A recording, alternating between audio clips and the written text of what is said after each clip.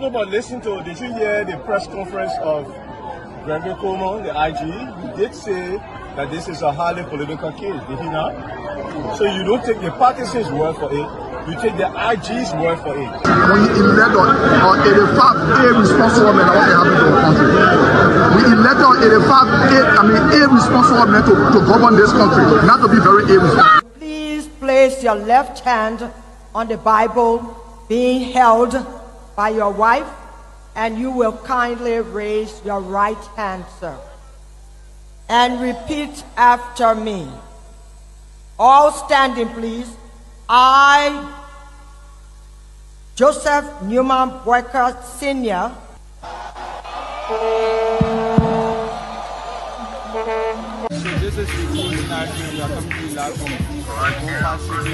no secret now that your friend and former boss will be a candidate in 2029. With all of that you experience, all of that you know, and everything that you see unfolding in the country now, will you support him? Will you be part of the process? Will you give him the support? Do you think he can be a better president? So why you want to bring political men in it or not? Oh, but you political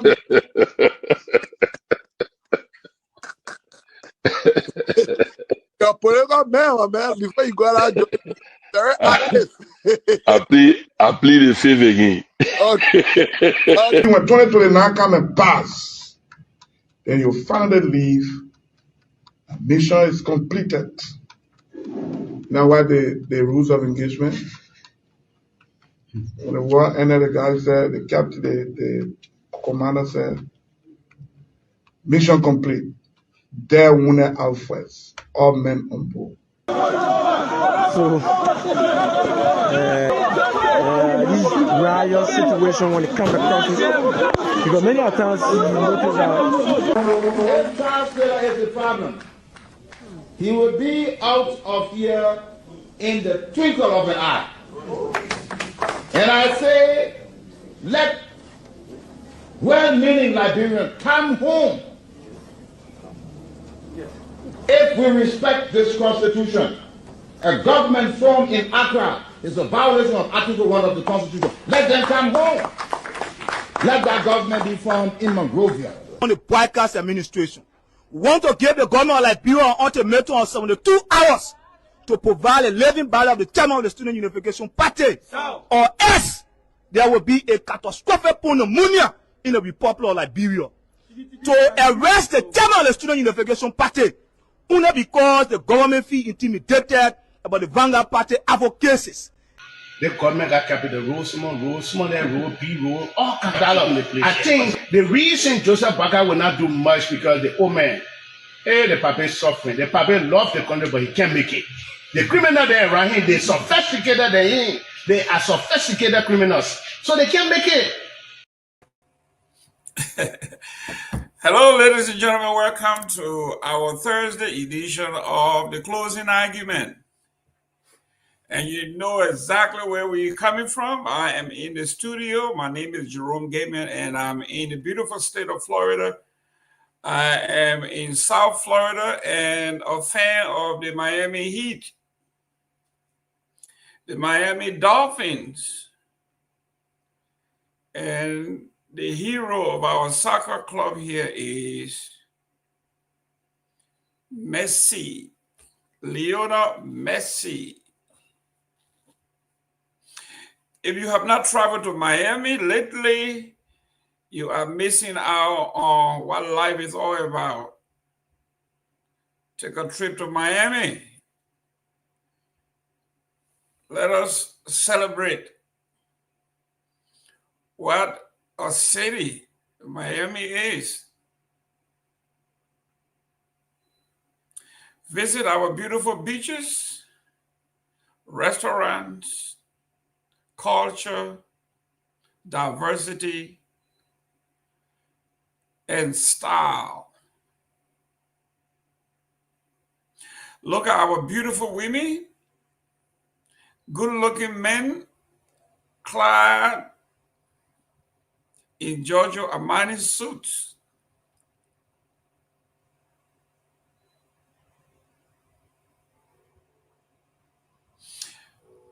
12 months out of the year, we have beautiful weather.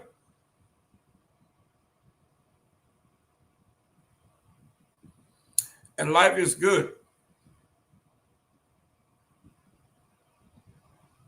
Sometimes I wonder when I'm in Miami and I visit the shows of Miami, it reminds me of my hometown of Lower Buchanan, Grand Bassa County.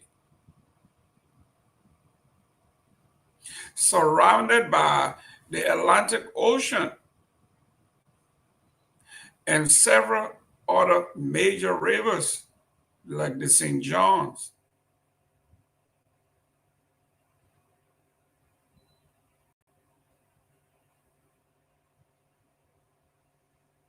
And I wonder what is wrong with us. The Liberian men say, why are we like this?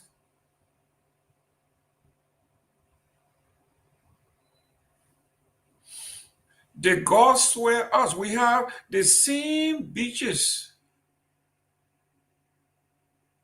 the same tropical weather, same people, same education, more resources than Miami has or the state of Florida has.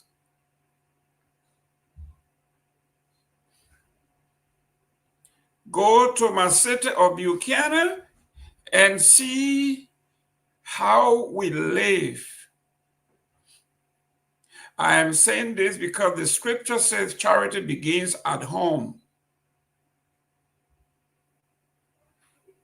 So I want to begin in my own backyard. I'm not going to talk about Monrovia. I'm not going to talk about Liberia. I want to talk about my own hometown of Lower Buchanan,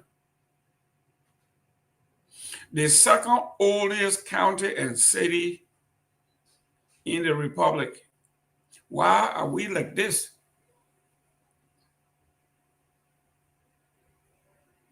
So much so that I was reading an editorial last week. There is a movement now sweeping in Grand Bassa County where the young folks are saying no more. And they are hoping that come 2029 is going to be Operation Clean House. At least that's what they are saying in 2025. Who knows? We got 4 more years. Those who are leading the charge, are they leading because they want a piece of the pie?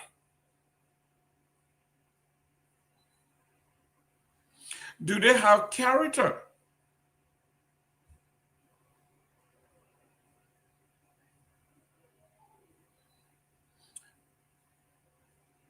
The folks here often say the test of a man's character, not when he stands in the spot of comfort,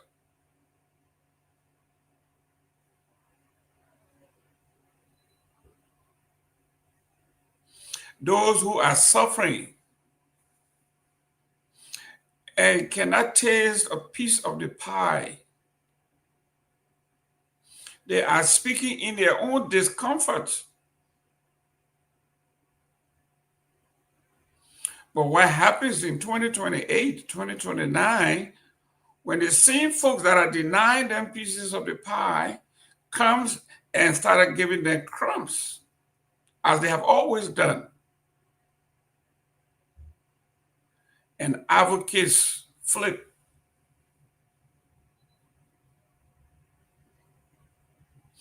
And then they become afflicted with the Stockholm syndrome, where they begin to get crumbs and sympathize with their abusers. That's what poverty does.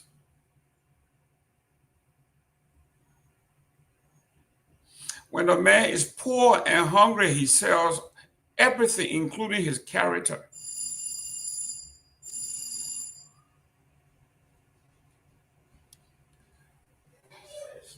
So we usually demand no respect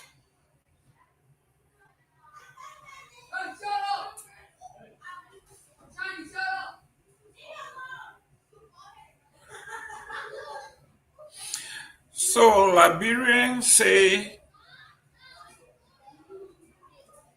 we do not have respect for each other. But how do you want me to respect you when yesterday you were fighting for the poor against the exploiter of the people? And a day later, you are defending the exploiters.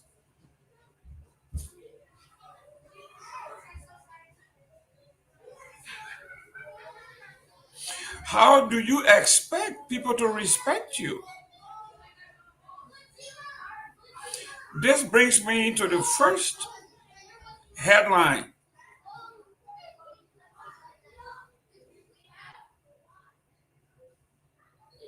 Front Page Africa is carrying this because not only is Front Page Africa carrying it, but it is on every social media platform.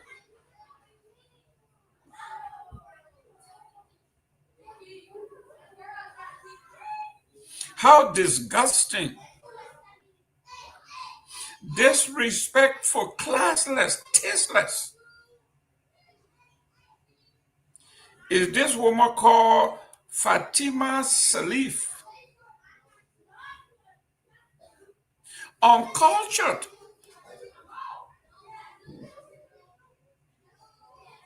Street woman. Straight out of the ghettos.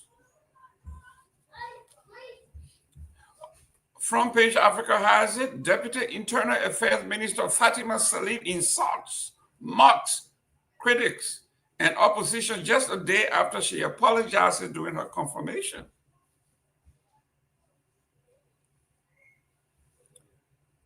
On the front page, it says, toying with the Senate, or toying with the Senate.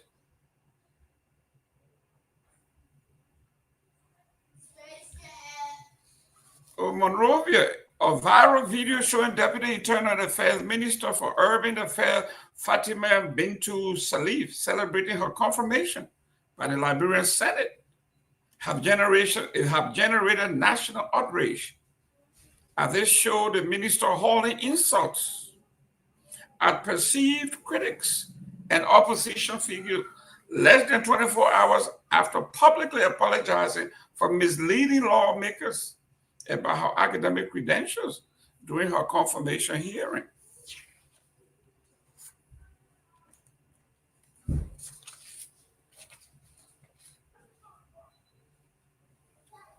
The president has reportedly been briefed about her behavior and is said to be planning a sit-down with her on the matter. While some senators unhappy with her conduct are re-evaluating their controversial decision to confirm her in the first place. The video shows Madam Salif laughing with friends and saying, Joseph Boakai owns that daughter. Where's Kumba? Kumba, bring your ass here. I never went to law school and slept with a professor for grades, she says. We will bring the text messages. Kabina Janet, that's my uncle. You know about it? He was a law professor. If Joseph Boakai said, I will not talk, I will not talk. My silence did not mean I am scared of you with your email and with your small chicken legs. Sleeping with men in law school for grades. It must end today, she says. You cuff Joseph Boakai, but you don't want to hear your own of people's name? Observers said the statement went beyond personal celebration and amounted to bullying and ethnic provocation, as she also mocked Liberians from other tribes, stating, you know what makes Mandingo people different? Our parents can marry before they have us. They don't fornicate, no abortion, no nothing, raising concerns about the weaponization of tribal identity in public discourse. Her remarks appear to target opposition figures. Number one, she has had an ongoing public feud on social media, while also revisiting her earlier controversial use of the vile word, Jamakboye, against the political leader of Alternative National Congress, ANC, Alexander Cummings, which she have explained during the confirmation hearing as many dry leaves, referring to the Liberian herb Kehleboe, though the statement had previously been used to demean the opposition leader. Senator Edwin Snow, who was warned Madam Salif against insulting opposition members, said, today we have people in the executive who keep either insulting people in the public space they see as opposition of member of the legislature. For every time somebody does it, they have some kind of connection with the legislature, and it will go around. And maybe one day it will never enter into the pro tem office. I don't know you, Fatima Salif, to be that kind of person. And I was taken aback and disappointed when I saw that. I have nothing personal against you. I am happy you have made a correction on your resume, but I am still not satisfied with your Jamakboye statement. I am just saying this as a caveat to the Senate. Senator Snow warned that disrespect from members of the executive could spill into legislators' relationships. But within a day of her confirmation, his warning was ignored, as evidenced by the viral video which contradicted the apology she offered during her second appearance before the Senate, when she said, should I have, in my time, inadvertently disrespected anyone, I extend my deepest apologies. Liberians have reacted with anger, frustration, and disappointment. As Jerome Roosevelt said, the Senate wing at the Liberian Parliament is certainly in the toilet. A woman kissed the Holy Bible and lied on an oath. You still went ahead and confirmed her. No moral at the Liberian Senate, period. Vani Adolfo Salih criticized what he described as loyalty syndrome, stating, if Darlington wasn't confirmed during the CDC administration, Bintu Salih's inability to defend her credentials is no different. This loyalty syndrome has to stop. This is the reason why you find people defending incompetence, because they too want power. It's sad to see Liberians congratulating her for going to rehearse and come back for the confirmation. She is not fit for the office. Those she appointed to lead won't accord her any respect. Vicky Woto highlighted her demeaning of academic achievement, saying, I just watched Fatima's training video. Honestly, the cursing doesn't shock me because our society has normalized insult, especially on social media. My attention is drawn to the sex for grade issue she mentioned happening at the law school. Fatima Bintu Salih is divulging her friends and devaluating her own academic achievement, and it's not even funny. Because her allegations are grave, talking about text messages in her phone. Lasana Kano pointed out hypocrisy among critics, saying Liberia is an interesting place sometimes.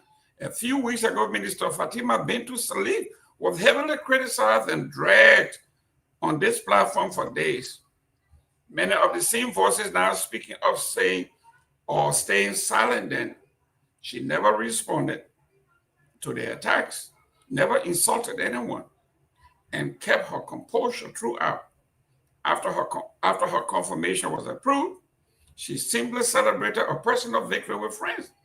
Now people are upset how she celebrated, yet Mo said nothing when she was being bullied. That's what feels inconsistent. Let me welcome our up-and-coming award-winning journalist, Myean Tobin. Myean, welcome to the show. Thank you ever so much, Mr. Jerome Gayman. It's good to be back on. Thank you. You always in time doing the people work, and I appreciate Mr. Johnny for always coming on here. Excellent, excellent. Johnny, be good. Welcome, Johnny. Thank you, Myean, and thank you, Mr. Gilman. Let me appreciate you, Mr. Gilman, for always taking this as an obligation to be on this show and help the Liberian people to be informed about the happenings, and they too can make informed decisions based on our individual analysis and the rest of it. And let me most especially appreciate our viewers and listeners. They are the ones who have us here. It is because of them that this show is continuing to be on. We hope that we all will rally around the closing argument and make it our source of balanced and objective information. Thank you very much. While we delve into these topics, let me go to what's happening immediately. We are going to return to this topic, but for now, we have our Liberian citizens, especially our journalists and Liberian citizens in Brazil. There is a fire that has broken up in the conference room in the COP 30 conventions. In breaking new fire prompts emergency evacuation at the COP 30 venue in Belém, Brazil. A fire inside the COP 30 climate conference venue forced thousands of delegates to evacuate Thursday afternoon after thick smoke was seen billowing from Zone B, prompting an immediate evacuation and emergency response. The evacuation order was issued at 1737 local time through the conference's emergency alert system, instructing all participants to leave the building at once. On the screen, you will see the fire billowing in the building.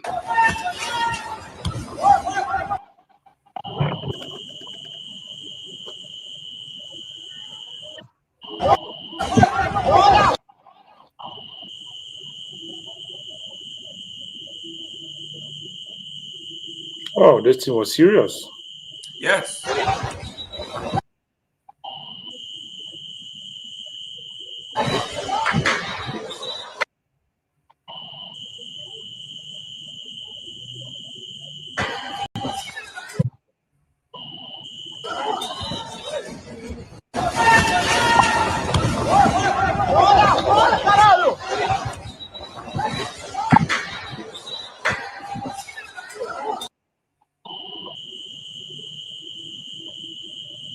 Ladies and gentlemen, the good news is through the EPA, we have been informed as of press time that all of our delegates and our journalists are all safe and sound up to press time.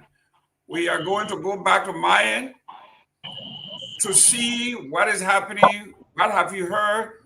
What is the status of our people in Brazil?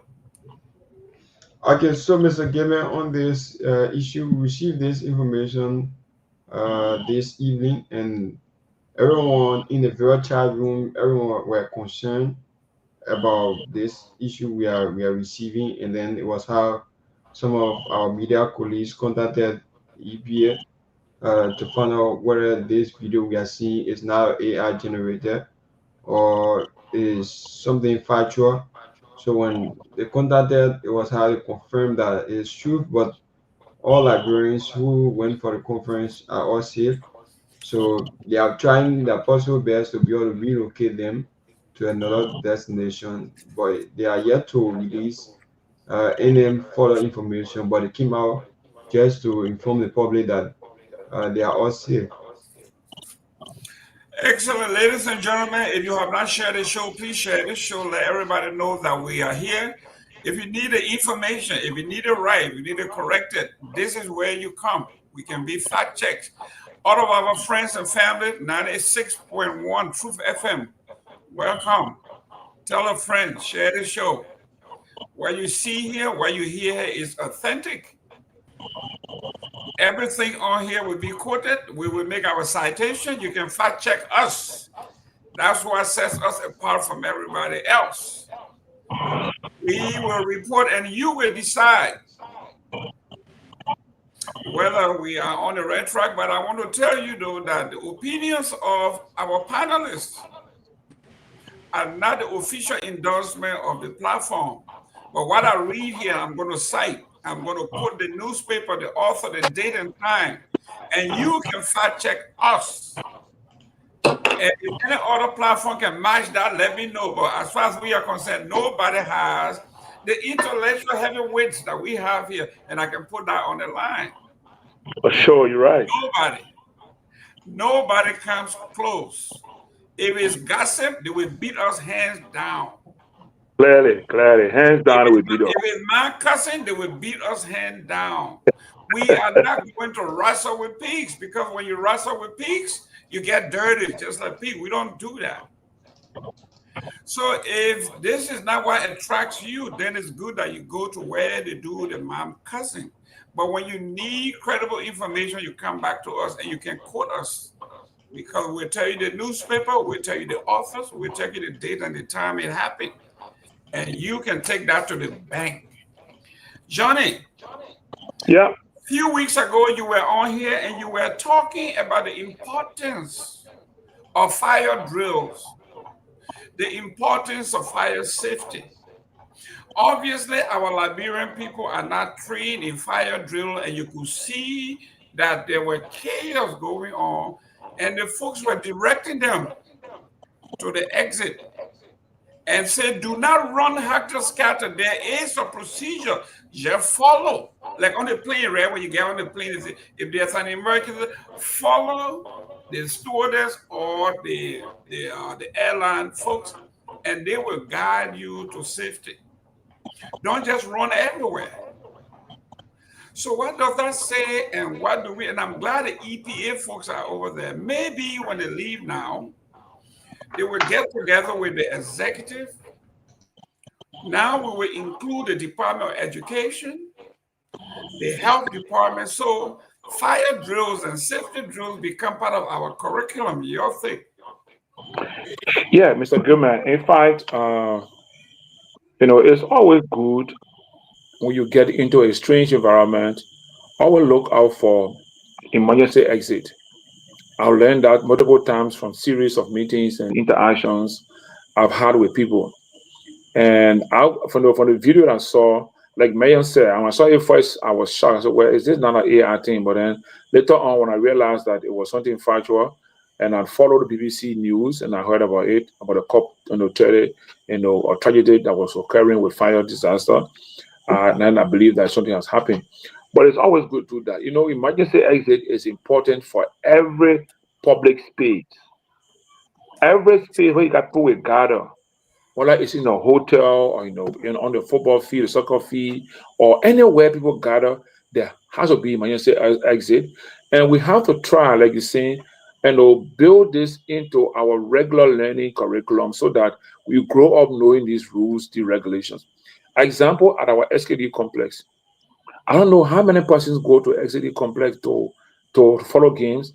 We ever know where they got the fire, where they have exit route, or where they have the hydrant deploy. Because one thing we want to do also, we need to have hydrant deploy in communities in case of fire disaster. When a fire truck comes, they don't have to go far away to get refill. There should always be a fire hydrant, maybe like every 100 meters along the way, or every 200 meters along the way is a fire hydrant. And then the fire service fighters should have the map of every community and know where hydrants are deployed. So once you are in one community where there's a fire disaster, immediately you know the nearest fire hydrant for refueling. And so it is important to do that. And just before I leave this discussion, I remember when they built the Invisible Park. My daughter studied environmental science at the Southern Marie. So she and I went there once. She was looking around. So what are you looking for? She said, Papa, I'm looking for the exit route for this place.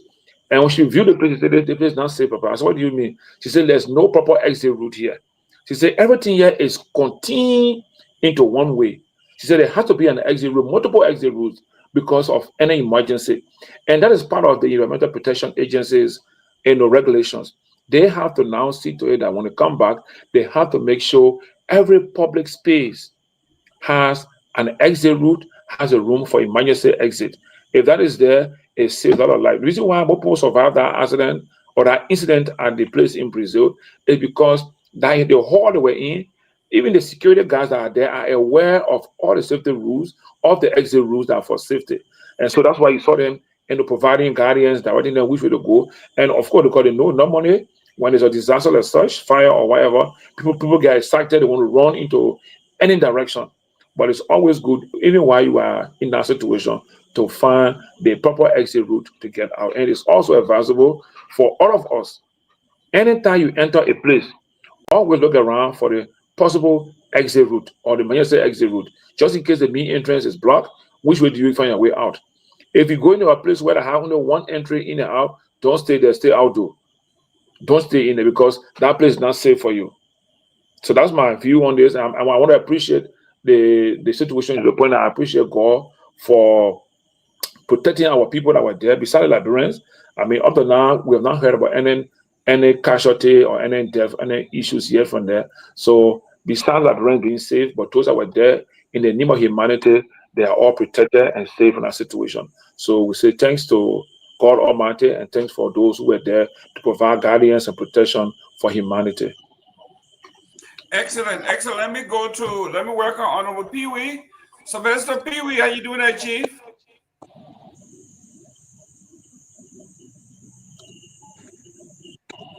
I'm good. I'm good. Good to be here this evening. Yeah, I'm doing good, Johnny and Mr. Gayman. How's everything today? How's the East Coast? Man, we are doing very well. You know, most of the folks that pronounce my name, Pewee and Johnny, are the ones who actually pronounce the name the Basha way. I mean, it feels good when somebody pronounces your name the right way.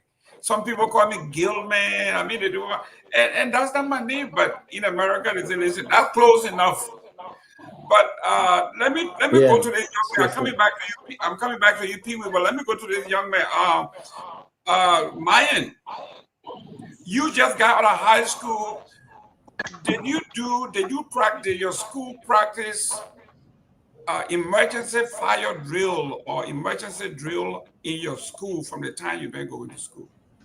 Mr. Gayman, I'll tell you no. And about that same issue you are asking me, we once encountered a similar thing like a fire within our school where people came from all over, and it was not within our school, but rather there was a neighbor right behind our school who was burning a dike, and then the smoke started entering the classroom, so people thought the building was on fire. So some of the students who are asthma and what have you, as soon as the news hit from downstairs, when they heard from upstairs, everyone was like running. They don't know the way out.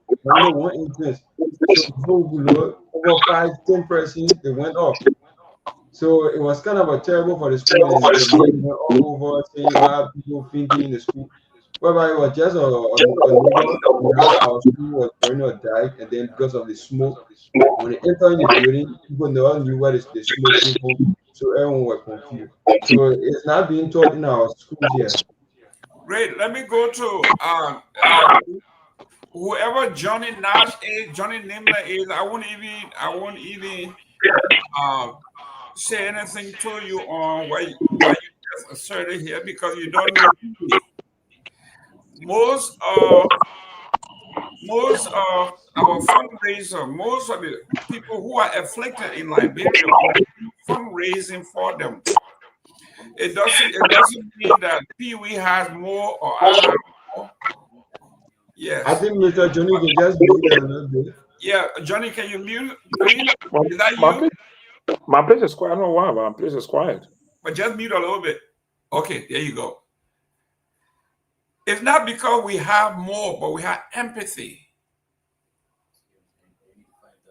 Yes, when when we have children, when we have mothers in distress, we give everything that we have on us. It doesn't mean that somebody here is a millionaire. So when you say that someone is cheap, I don't know what you are talking about, but if it's in the sense of giving, I will tell you that you are either envious or ignorant of what you are talking about, because before you make these comments, you have to have enough information. Know somebody before you try to tarnish their reputation personally. This is why we are here to debunk some of these things. If you do well, we'll tell you. If you don't, intellectually, I would say you are a little bit under the weather. Honorable Pewee, let's talk about a curriculum. Yesterday, I was upset, very upset, when I look at the education budget and saw curriculum development. Only $20,000 was allocated to curriculum development. This is part of the curriculum we are talking about. What do you teach in school? Things like fire drill, safety should be part of the curriculum. And if you don't put money into basic things like saving lives, you get 500 students in one building, and there is no knowledge as to how to brace for emergencies. It is a death trap. This is what we are talking about. People think that we want to badmouth the government, but these are not things that you need PhD for. These are simple things that anybody can do. Your take on this? Yeah, absolutely, and I do agree on a serious note. But before, let me tell, namely or whatsoever, that you say people from Delaware. Probably you don't know me, my dear brother. I'm not one of those person that go up bragging all around the place. This week alone, I was in OKFN Monday, and I was there yesterday. Those guys you saw out there just singing. The guys, I only want to say this to you, my dear, I know brother or sister, if you will. I don't know I don't know the general, so I just want to mix it up that way. But since I came on the ground, if I would tell you the amount of money I have spent outside my personal family, I don't think you can spend that money the whole year combined. I mean, 5 years combined, you can give that out. I'm not boasting here, but the guys you saw just yesterday at that environment, when I left the studio from OKFM, I spent close to $270 right there. Monday also, I did the same. I don't like to say these things, but when you say the guy TV very cheap, so I should be spreading money. So I will have to find your village and go in your village and start giving everybody in your village, so you know that I'm not cheap. And maybe I will come back to you and say, okay, the next 10 months I will buy you gas every day, then you know I'm not cheap. But anyway, just the other side of that. No, probably you say that I'll try to highlight that. No, that I'm not a cheap person, but I don't spend loosely. And so you have to understand the issue about being cheap and not being cheap in other things. So we ought to understand basically what we do and how we engage with things. If I were cheap, a cheap man can't drive the car that ride. You saw that. A cheap man will not ride a Volkswagen Atlas in this country. I'm not cheap. So let me remind you on that. I just want to tell you. And you saw that, right? A cheap man wouldn't do that. A cheap man will go for the way by Papi Zolo. I'm not right, Papi Zolo. So stop that. No, Johnny, I just thought to do that. But back to the issue, we ought to understand on a serious note, Mr. Gayman, what I was just discussing with one of the veteran educators just now in front of my house. Just we had a conversation before I entered my house. I've been home for almost 2 hours. Number one, I'm having a conversation with them, and he's very paramount. He said some things very important about this whole thing. I was pushing him, asking him why is it that they put, and he's disappointed. He's someone in the educational sector and other thing. Curriculum development. He's been a classroom teacher for almost 4.5 decades now, and he said to me, curriculum development is one of the strategic area in the educational sector, because it is the whole place. Yeah, he said that's the life of it. You're developing the concept, new ideas coming up. How do you amend other ideas that have not been working well for the students? Then you put $20,000.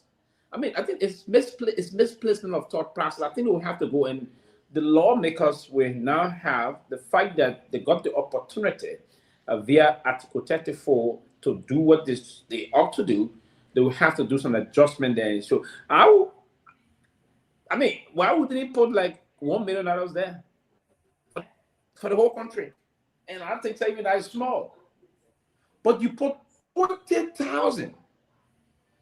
That say, Mr. Gayman, if I would say something, I would come to me and beg. I can beg whatsoever will struggle, we can struggle. That you and my like the closing argument can raise that money for them. The closing argument, we can raise that money. If that's 20,000 for curriculum development, 20,000 for Lofa County and low curriculum development is not enough. Then the entire, we're not talking about Nimba, we're not talking about Bond. These are big counties. We have Lofa, Nimba, Bond, other strategic.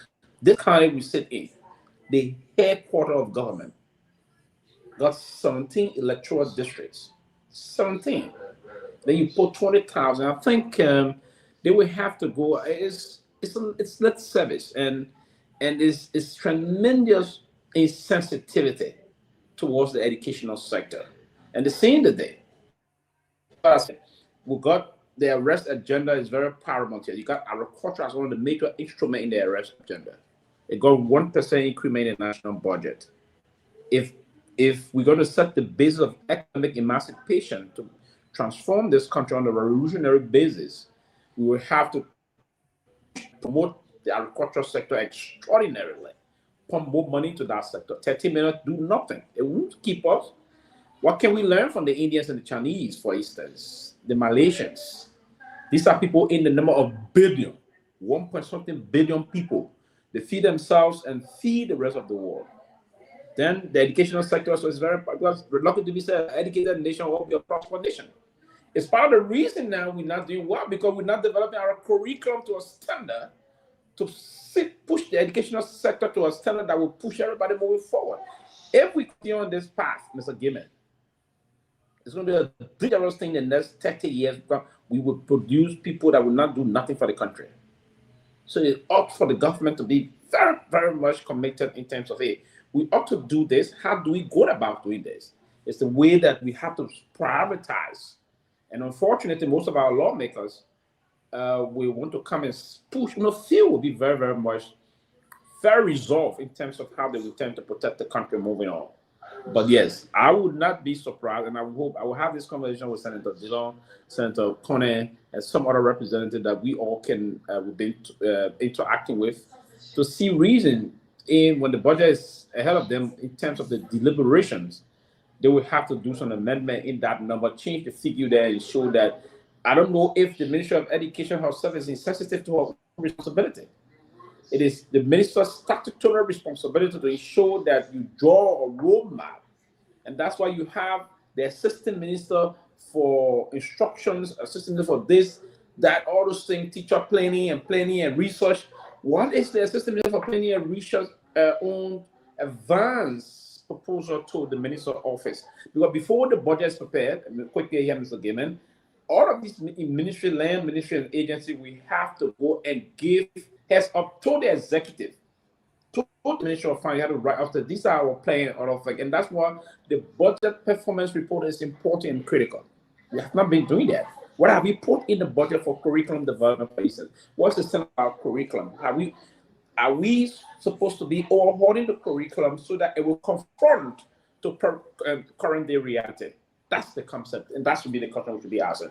And that, I think, shame, they will have to go and do a review of that.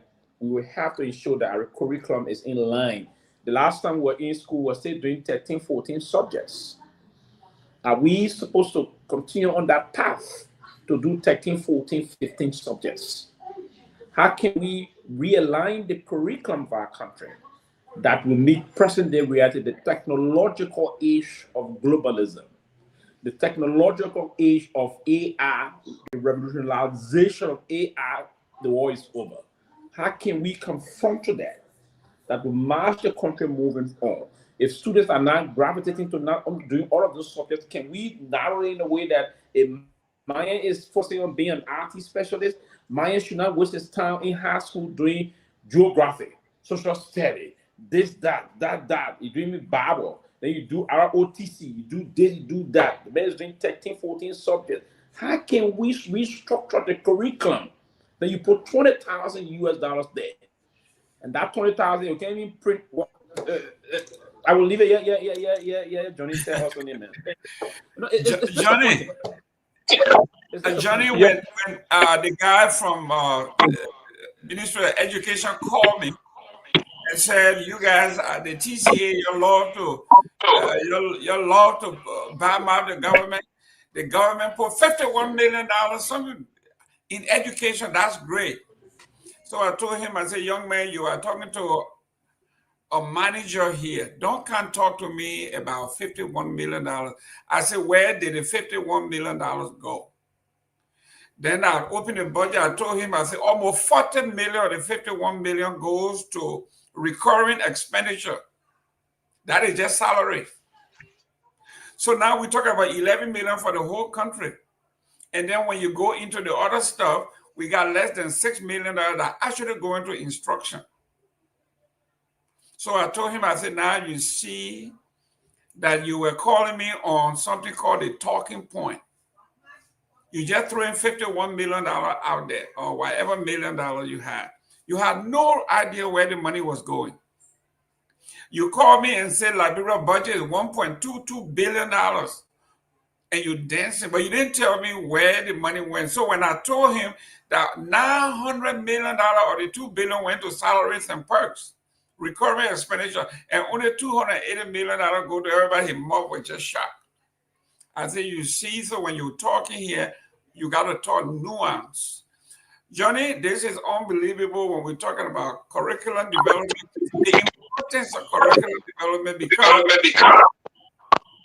when we were growing up, we used to memorize ABC all the way to this and that.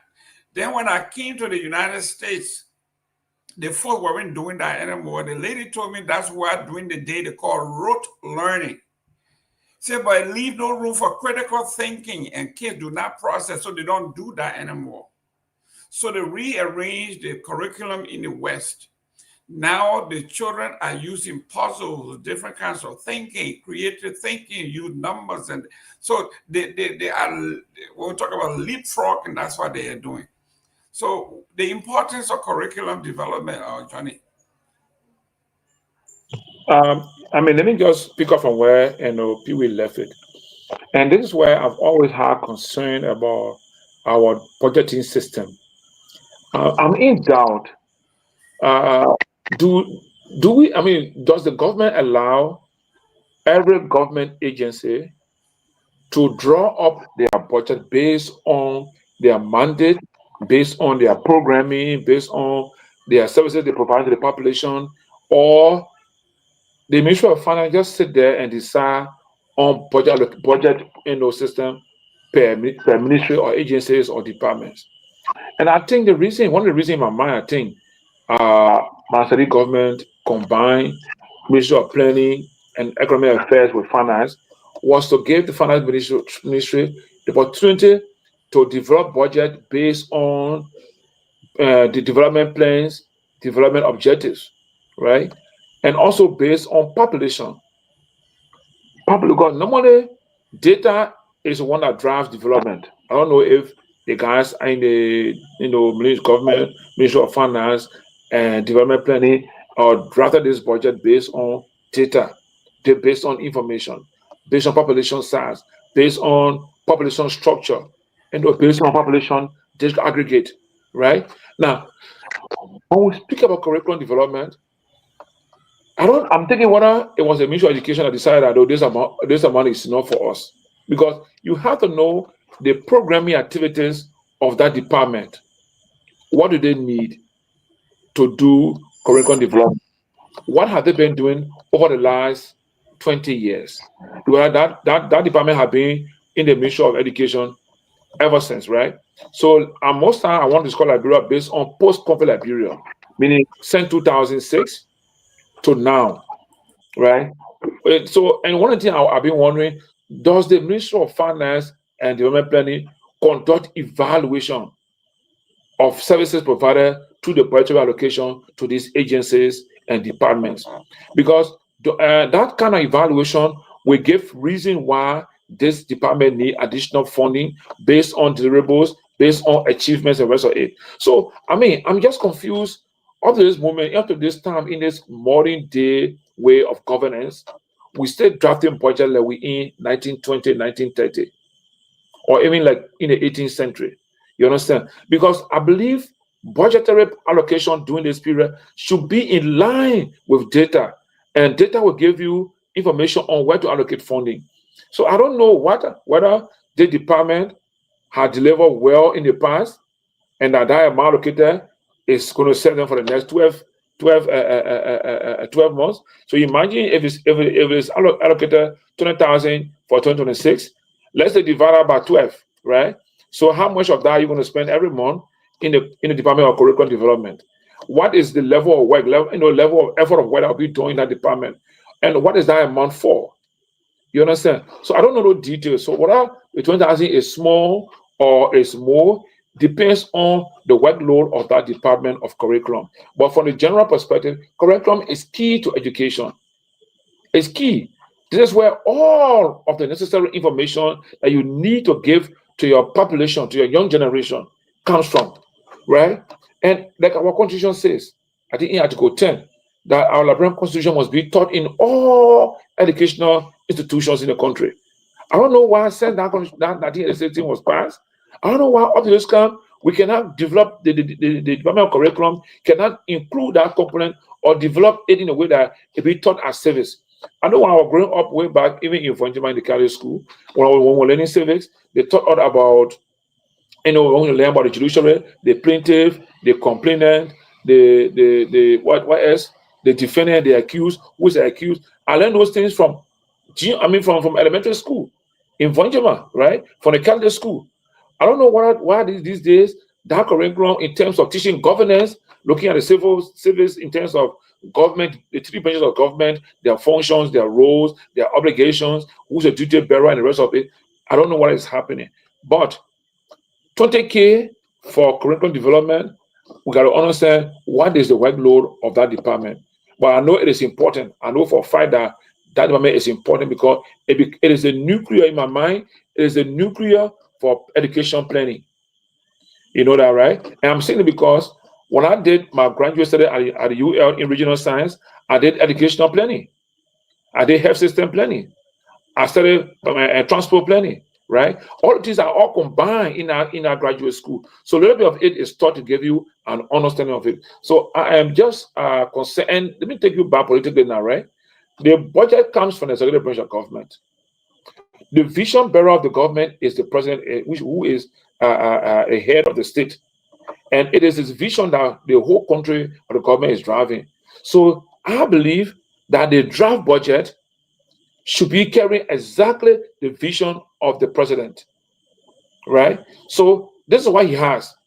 He presents it to the legislature. So my people, in the next year, 2026, this is what I need. These are the things I want to do in Liberia. So if we think that the programming attached to that budget, right?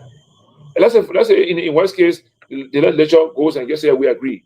That means that's the vision of President Bokar. So if we have problem with it, that means the vision bearer and the budget are not coherent, right? And the last point I want to make on the budget issue is this is why I always say the qualification or the component of staff at the offices of these legislative or people, right? These legislators is very, very important. It's very important. You can't just take all the men and women that were behind you saying, I will say, and make them your staff or make them staff members of your place. Because the quality of people working in your office determines the quality of your deliverables as a senator or as a representative. Because these people must be the one to consult and advise with you on the budget. We don't expect the legislative officer, the senators and representatives to go and sit down for 24 hours reading the whole voluminous document. That's why they have people in their office that should review it, analyze it, and give them a short note. Say, Madam Senator or Mr. Senator or Representative, and the draft of your president to legislator, this is high and low level. Then you then from that point of information, you know how to debate in plenary now how which section should carry more or less, whatever. But in my view, from what I've seen, most people in the offices of the people in the legislature are now up to the task of being real staffer at the office of senators and representatives. You need lawyers in offices. You need sound accountants. You need sound policy people in the offices. That is why all the people, the amount allocated to legislative branch of government should not be seen as just condemning. That's why I see what is the use of that money. Because if you take a man like Pewee, for example, where Pewee, and say you're working in the office of Representative Kehleboe, how much you want to pay Pewee? $300? $500? No, because this person comes with a quality.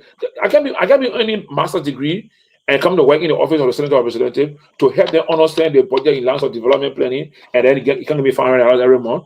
I'm not going to stay in that office. So before you say the budget for the legislative is too high, let's look at the people who are working in these offices, their quality and what they bring to the table.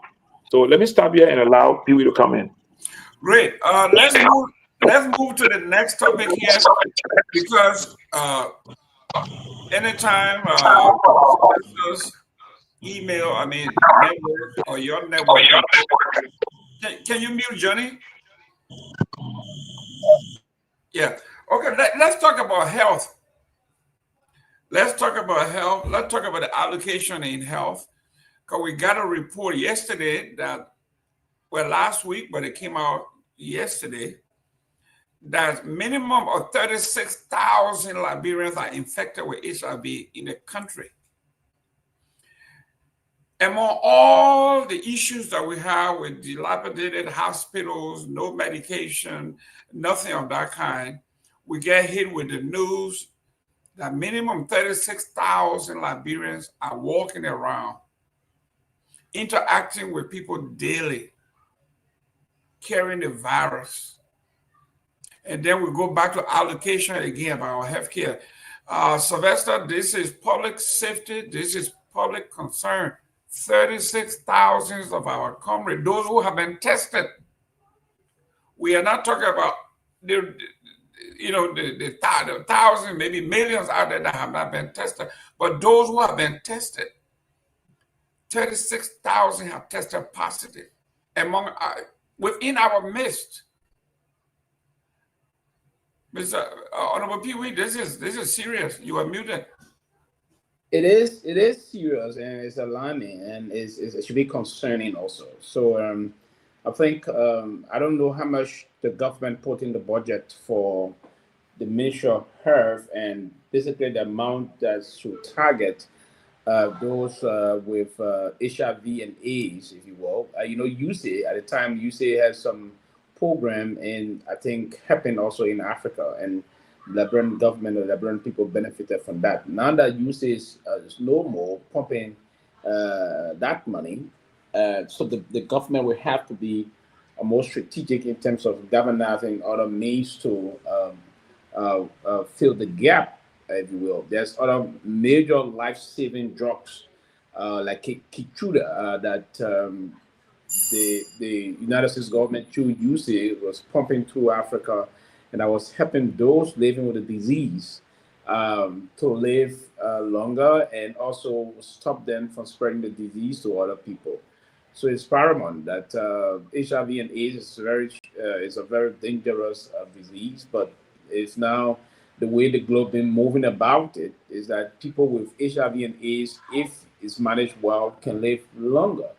But it's concerning. One of the things the government will have to do is to also strategically put into place those mechanisms that can help to not only ensure that those that are living with the disease, due to the stigmatization, will come forth and do it in a way that they will be protected, come forth, and begin their treatment plans so that they will be okay and have some time. But it is the responsibility of the government to put into place a communication strategy as to how they will go about this and involve every stakeholders in the health sector that can help do that. But it's absolutely concerning, and it's something that the government will have to come out swiftly in trying to push for us to curb that, or if not to stem it. And you can do this through a lot of other sensitization mechanism can be deployed.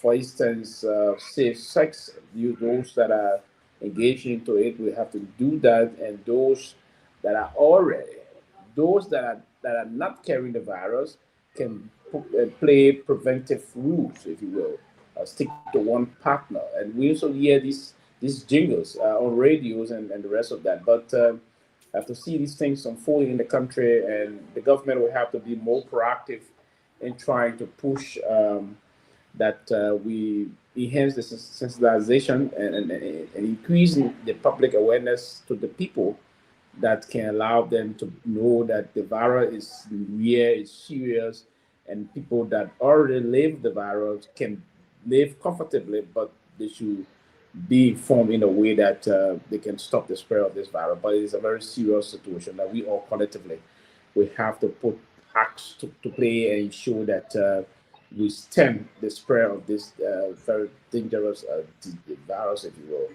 But it's concerning, and I hope the ministry will put something in play because the USAID funding was also helping a lot of Liberians. A lot of them. I know for a fact that when they started, there are a lot of our Liberians. I know the number of, that's a big number also because a population of a little over 5 million.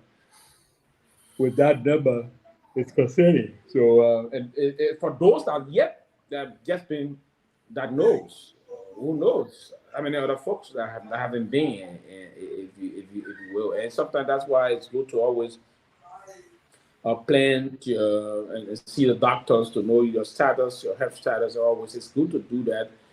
And I don't think in Liberia here you're required to have some money to do that. I think the system in place, and the government should do that. Even set up system that people will come and get their HIV status and move on from time to time, and it's one thing I'd always love to do. And whenever, even when I went to do a blood work to see my primary doctor, I always push every 6 months. So I'm doing that to get my entire blood work to know those things. But it's important, absolutely, and it go a long way in trying to allow you to understand your status. But I think we all collectively have to do something. The government will have to do some intervention. Johnny, I'm looking at the budget here, and the budget analysis, it says in this, the proposed draft budget, we have $101.71 million for health, but 77 to 80% of that goes to recurring expenditure, which is just about the norm, right? We just talked about it. This is the trend with even the national budget, that almost 80% of the budget goes to recurring expenditure. On this budget here, it says here 77 plus more percent of the $107 million going to recurring expenditure. Almost 80% of the $100 million is going to paying salaries and perks. So for the whole nation, we have about $20 million, $25 million for drugs, for dilapidated building, for infrastructure, for everything. I mean, we keep saying I'm breaking it down here according to the budget. People are saying, $107 million. Oh, that's a great amount of money. It went up, but it's also contingent on the $200 million that's coming from Metal. So if anything goes wrong with Metal and that money is not forthcoming, everything else falls apart. This is the number $101.71 million allocated to health. 77% of that goes to recurring expenditure. We are right back to where we started. So, Mr. Gayman, let me know how much money is allocated for GFK? So, but what I want to say is that $100+ million, in my view, should be for GFK directly. I judge that amount. The entire amount for the Ministry of Health should be for GFK, right? That's my view. Should go to GFK.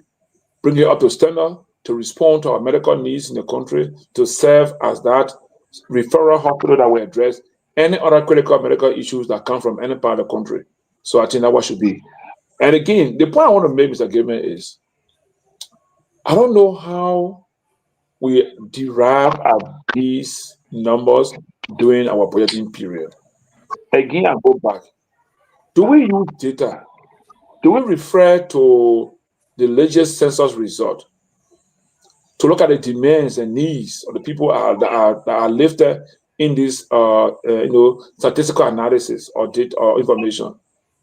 Because I know latest data will tell you that you have X number of population that are females, X number of population that are males, X number of population is below the age of 50 or 25 and above. And every population grouping has a medical and educational need.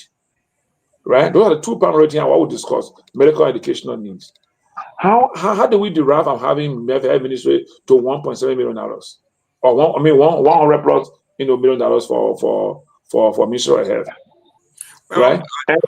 The answer to the question is $20 million have been allocated to the JFK Medical Center. That is nothing for JFK. Just clearly, it doesn't bring JFK up to any speed to respond to JFK. It doesn't bring JFK to anywhere comparable to any hospital in Cote d'Ivoire, in Guinea, or in Sierra Leone. Right? I know that for a fact. If you go online and check the Sierra Leone or government referral hospital budget, you compare to what we got here, it's not going to $20 million for JFK, $20 million for JFK. $20 million, what you mean? $20 million? $20 million.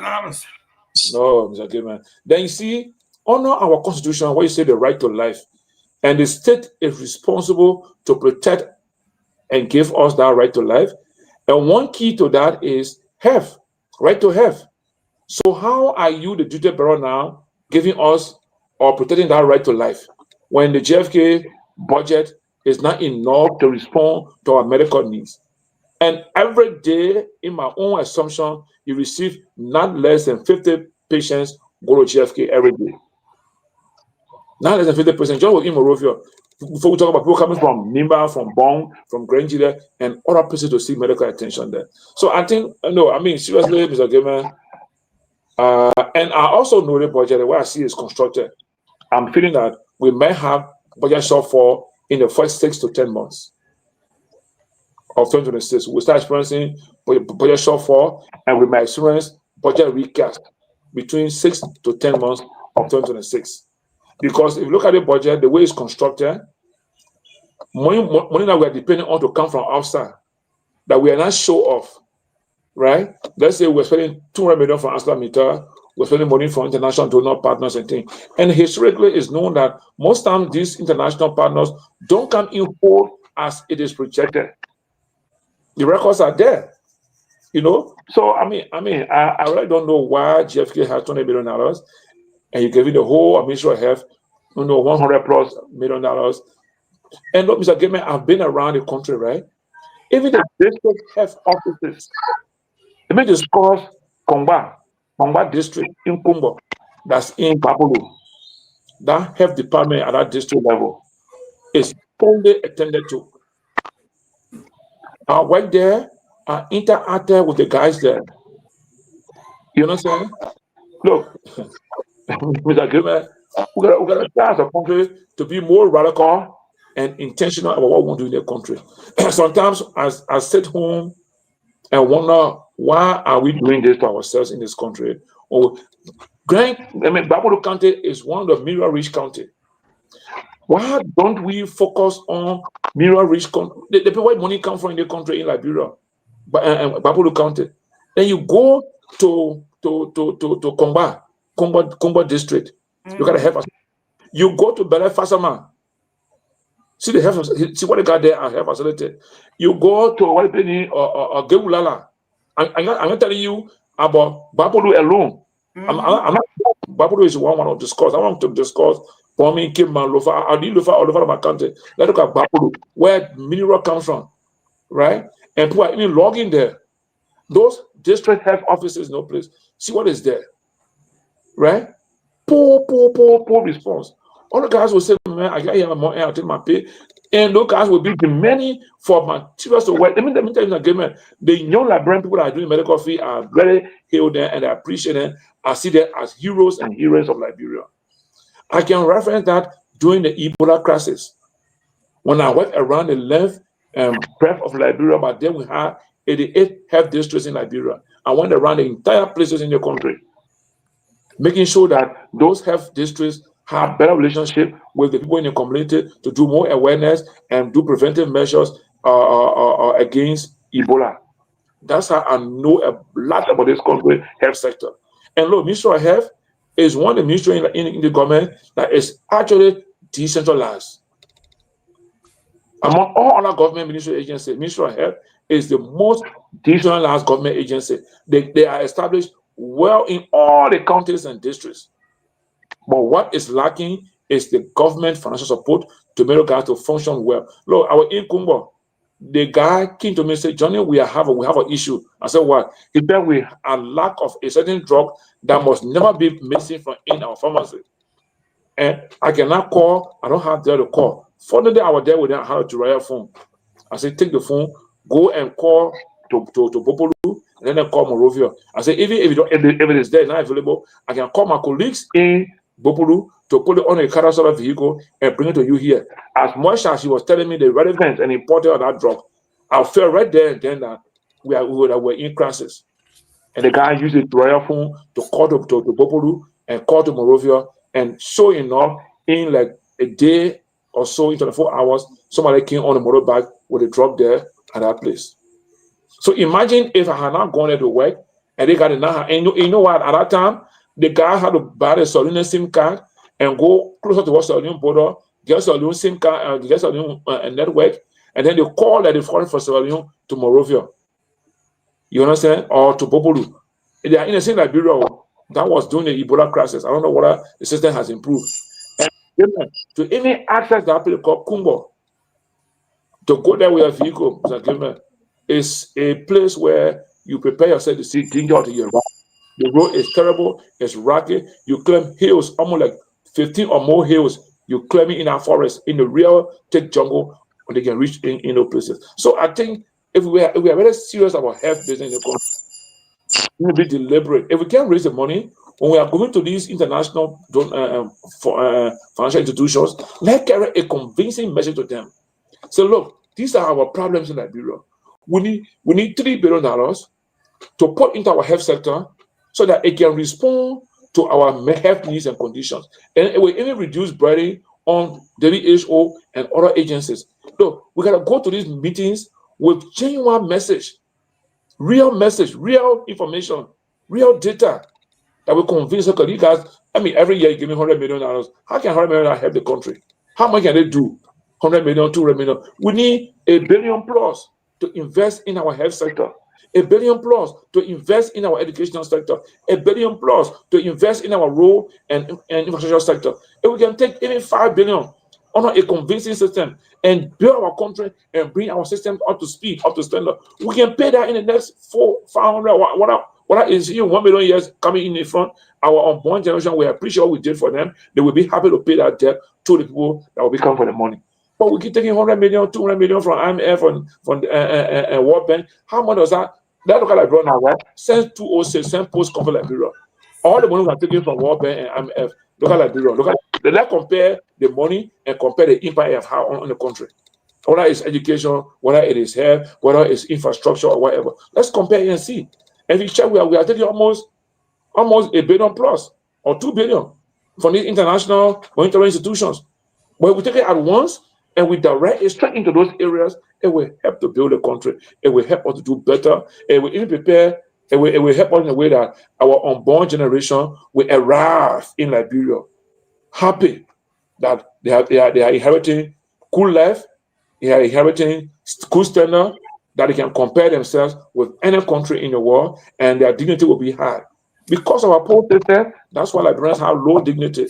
That's why you see people from other countries look down upon us. Because how is our country serving us? How is our state serving us? So, frankly speaking, Mr. Gayman, this issue of our budget, if I discuss it, we can talk for the next day. I will tell you that they 1.2 billion will go to 2026. and we'll be arguing the same thing. What did we achieve, or what did we acquire from this 1.2 billion that we budgeted for in the country? So let me allow Pewee to come and say some things. Pewee, let's close on this one, the health thing. My Grand Bassa County General Hospital, we got 206,000. So I don't know what I can do. But the premier hospital in the country that takes everybody gets $20 million and is contingent on the $200 million coming from Metal. If you go to that hospital, when you go to the emergency room, when you go to the line that is outside, the facility itself to be overhauled, we need a lot of money. So when our budget was $800 million, and then we increased it by almost another $600 million, or $400 million. Instead of that money, everybody thought the difference would have gone back into infrastructure, into development, but instead it went right back to recurring expenditure. I will look at the speaker's budget. He gave himself a raise of $400,000. The speaker, and then the deputy speaker and the pro tem. I mean, these people are living, and nothing goes to the country. How do we? We're at 79%. We are still at 79% of the recurring expenditure. So some people are saying, no matter how much we raise our budget, we can raise it to $10 billion. If 80% goes to the guys, it doesn't matter. It makes no sense. We're still back to where we were 5 years ago, where we were last year, and here we are, 2026. We're still down to 79, 80%. Absolutely, and it's just like saying growth with no development. That's correct. And that's very important, because if the budget is expanding, it will have to be done in the way that will reflect on the life of the people and on the country, right? It will have to reflect. The budget is expanding, then you say, okay, we are taking civil servant from the bottom of $150 or $120 to the level across the board, minimum of $300. We'll see, because that's going to reflect on the livelihood of the people.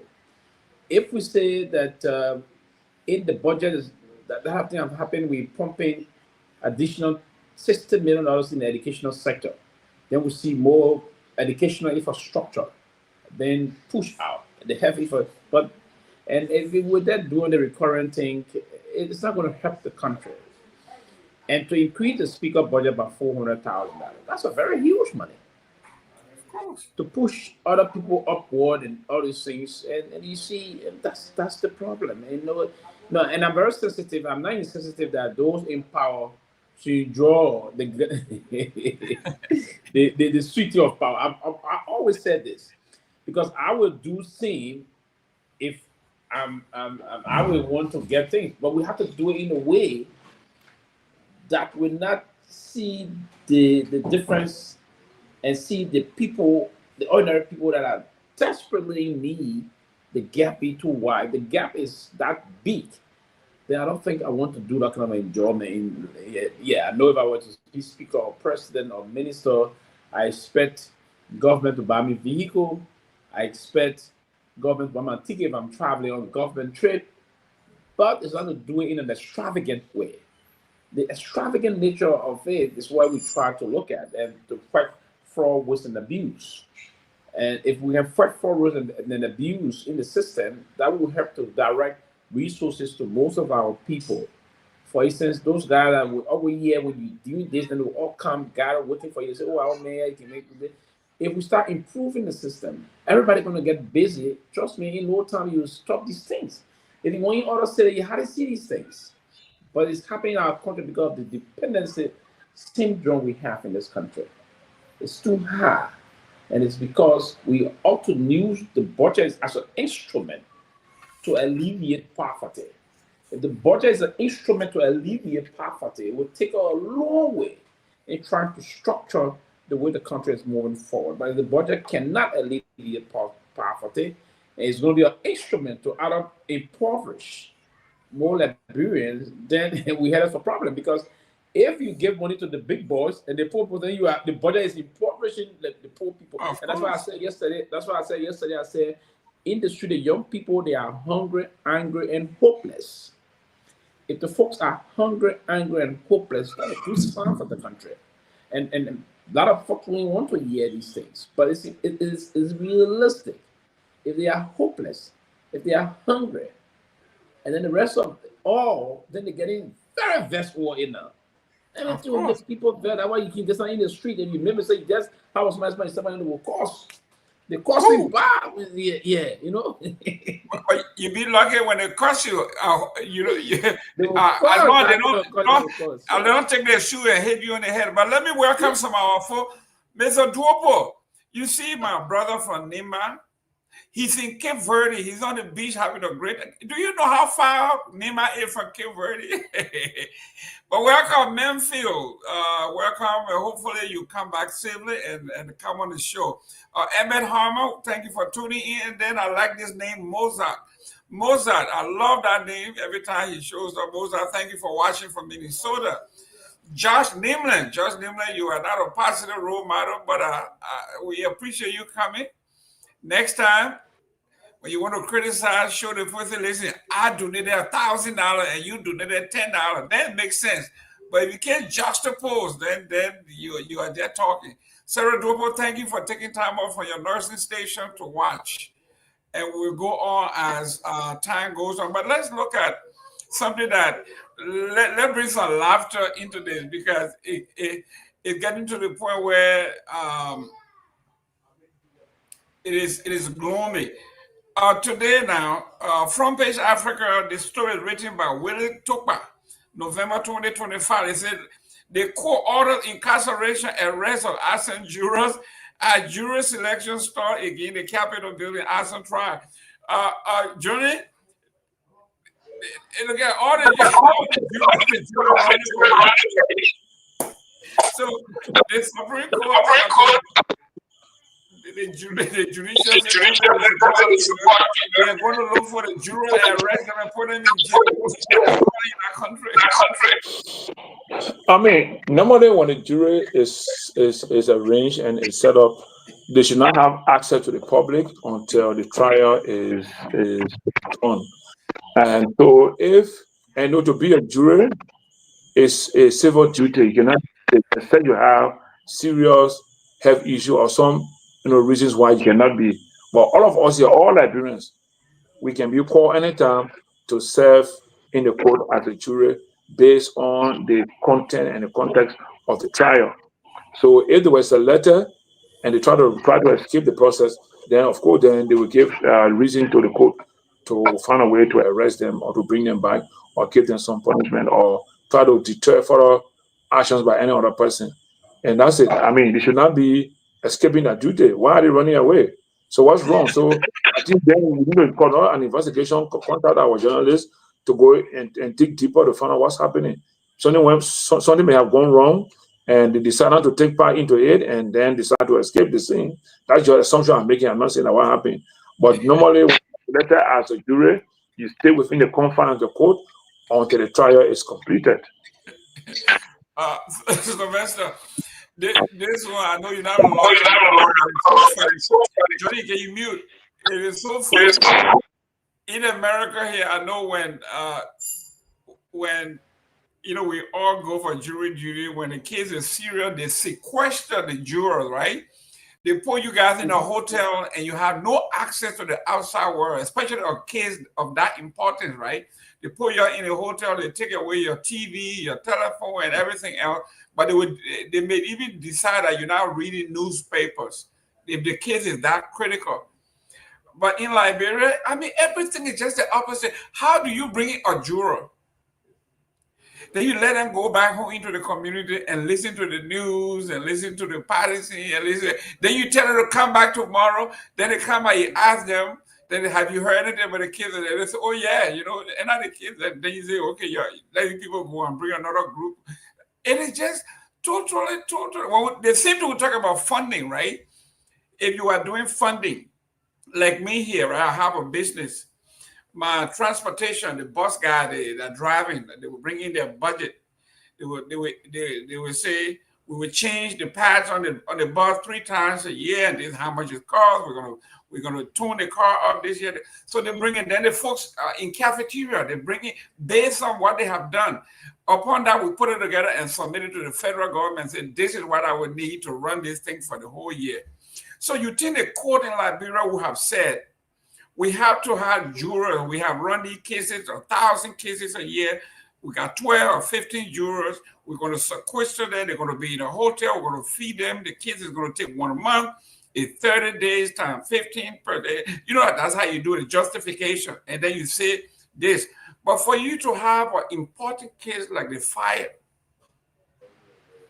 where people's lives are hanging in the balance, then you let a juror go home. Then they show back up. Then you say, yeah, go arrest them and bring them.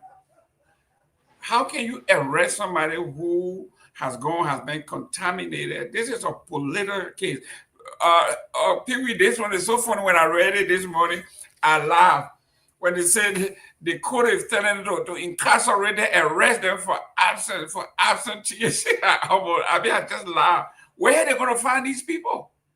You know, jury selections in our country and globally, jury selection can be very meticulous, right? Because you have to gauge your view, you have to show, and it's a meticulous and very thorough process, you know. But the way we go about it, we don't structure it the way it is expected to be. First and foremost, when the jury selections from both sides, both parties, litigants will all be involved, and then you have to scrutinize them. You have to gauge their political view. They will have to state their political opinions. And it is on the basis of those things that the selection is done. And then you ask the person of their view. The person have to be at least a high school graduate.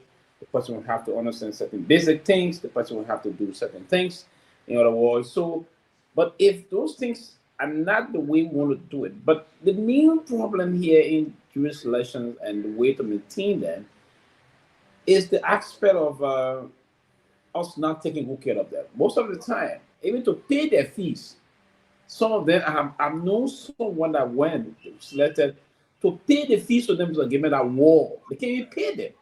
Now, how will you be calling people to determine major corruption cases, major political cases, in other words, and then you are tampering with the person, and then where your tampering is very obvious in this place. It's a major thing because they see the gap.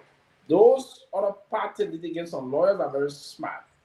They will see the gap, say the government can only pay, and the jury fee is around 200 or 220. And then the money they pay them, right? That's the fee. And then you get someone to know kind of time. The person is isolated from a lot of things, and the person should be isolated from a lot of things. But for in our system, the people will go listen to they will listen and say, oh, the people teach that from they want to burn from they hear the news. Then they hear Oregon, and then the man goes sit. You think what will happen to that? And that's one of the reasons why many a time, there was a time I saw one of the judge told the jury that all of your weekend, your baba people. the whole jury counsel, he said you will send them to jail. Yeah! You know, I used to pay some key attention to the judiciary, always go and sit in court to listen to the cases and other things. Now, the system is so weak, flawed to the extent a lot of people and most lawyers, the lawyers are not even following the ethical proceedings no more. The lawyers are part of the people that even can be seen and say, will tell their client and say, oh, Joe, I know them, I know somebody, I know where they can find them. So we got to find something to do this. I mean, it is bad. The people should come with their opinion, should listen to the case, they should understand, they do an assessment of it, and they come up with an opinion. Where is some kind? Yeah. There have been some time the other thing happened, the guys will hang jury, other things. One of them said, when I agree, they hang the whole thing because they say the money to get other people, I get my own. I mean, it's serious. And to change that line, it's good that we have one of our dear brother was commissioned as director of witness protection. All those things. It's important that we put into place a system in this country that will help us move in the way and manner that should be done. Other than that, big cases will go. Those cases will just get eroded and will erode the judicial confidence and that is done, then I mean, and that's one of the reasons why all of the time, yeah, people cases will go. Yeah, the man, listen, the man said, "That's my man, begin." They put you on there, they put you. That two things not getting this soon. That 250 when you leave for here, you brought that 250, and to get our money is not fun. That 250 or 200 or 220, because given you gotta go sign a lot of people, and they don't get that money. Some of them will run up. I know someone that sat on that thing. They spend almost 9 months to get that 220.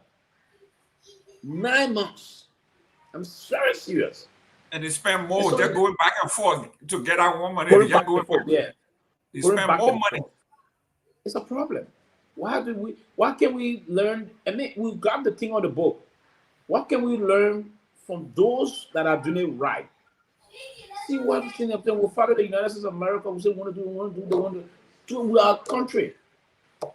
We are a country. But trust me, I'm not gonna be a dumb sayer, but with this case, I don't see the government winning the case. But you remember during the Vani Sherman case, they said the prosecutor will go and look. They will provide transportation for their own for their jurors, right? So the prosecutor will go to Brewerville, pick up some people, go to Congo, pick them up. Then while he taking them to court, he lecturing them. Yeah. Yeah. So, yeah. Then they start lecturing. Then they say, it don't matter government people in there. They just want to do the kind of thing. But yeah, they say, yeah, I agree. They say, but I mean, the small speaker, they made that money. So they're not looking at Auguste. So they would, yeah. I mean, it is, I don't know, but. So Vani Sherman charged them with witness tampering, right? He says, but in the meantime, his defense lawyer were doing the same thing. They were to pick up their people, and they were telling the people about it. That's when Vani Sherman came by and said, what he said, you can't take fish to the water or something like that. I'm not afraid of the water. I'm a fish. I'm not afraid of the water. Take me to the Supreme Court. I mean, a man so confident, knowing that he knows the system very well, he can manipulate the system very well. So he was telling the folk, take me to the Supreme Court. You cannot convict me. And then exactly what he meant, he went to the court and he was vindicated. It had to be global witness. The international community had to get involved to have him actually removed and put on sanction. This is how flawed our system is.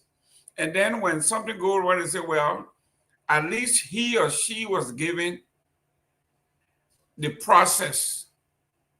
But they don't talk about the process being flawed. They say, well, at least, he was given, it was due diligence. He did get the process. He did go through the process. And this is, for those of you who have gone through the Liberian court system, you know what we are talking about.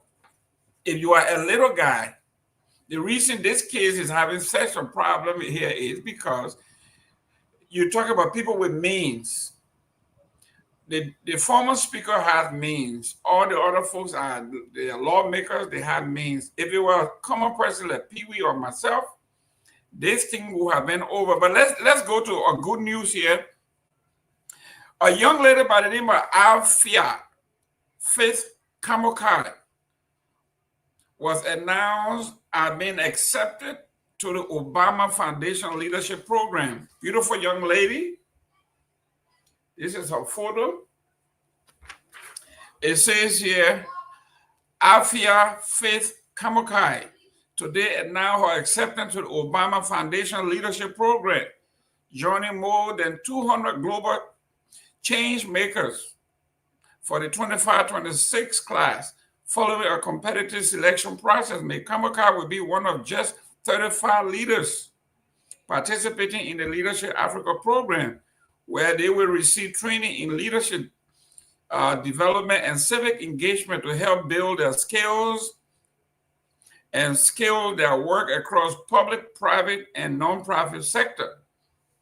Ms. Kamokai, Program Manager for the Young Political Leadership School Africa, YPLS, a flagship program of NAMOD, Partners for Democratic Development, has emerged as one of Liberia's most inspiring young voices. Her journey from the Banjor community in Monserrate County District number 17, to becoming an Obama Africa leader is a story of resilience, purpose, and determination. Banjor, Kamara recall, was a community full of potential, but marked by hardship. Teenage pregnancy was common. Opportunities were scarce, and youth development programs were nearly non-existent. So many young people with so much potential will sit by idle with no one to invest in them and in their growth. That was what I grew up with, but it's not the path I chose, she said. Her defining moment came when she was just 14 years old. One afternoon, while standing at a Texas turning point, she overheard a man say, "This little girl is beautiful. We are only waiting for the bike boys to go ahead with her." Then until her turn in that community, such words carried a crucial meaning. Once a commercial bike rider had taken advantage of the girl and impregnated her, she was often seen as a victim and a gateway for others to follow. I remember feeling deep, burning anger. Kamara recalled, how could he be so sure that my path was already set? That anger became a turning point. I chose to be the opposite. I decided my life would not follow the path of expectation. It would be path of purpose, she said. That decision shaped her life work. Over the years, Kamara has become one of Liberia's leading youth development practitioners, managing YPLS Africa, serving on the UN Youth Advisory Panel and the National Youth Advisory Council for the President of Liberia. She also mentored girls through Girls Lead Liberia Movement and Progressive Girls for Transformation. Pewee, this is a great news. You are in Liberia. Hopefully you can connect with this young woman. She needs to be under your tutelage. Her name is Afia, Alphia, Faith Kemokai, Kemokai. She is the Obama Foundation Leadership Program selected representative from Liberia.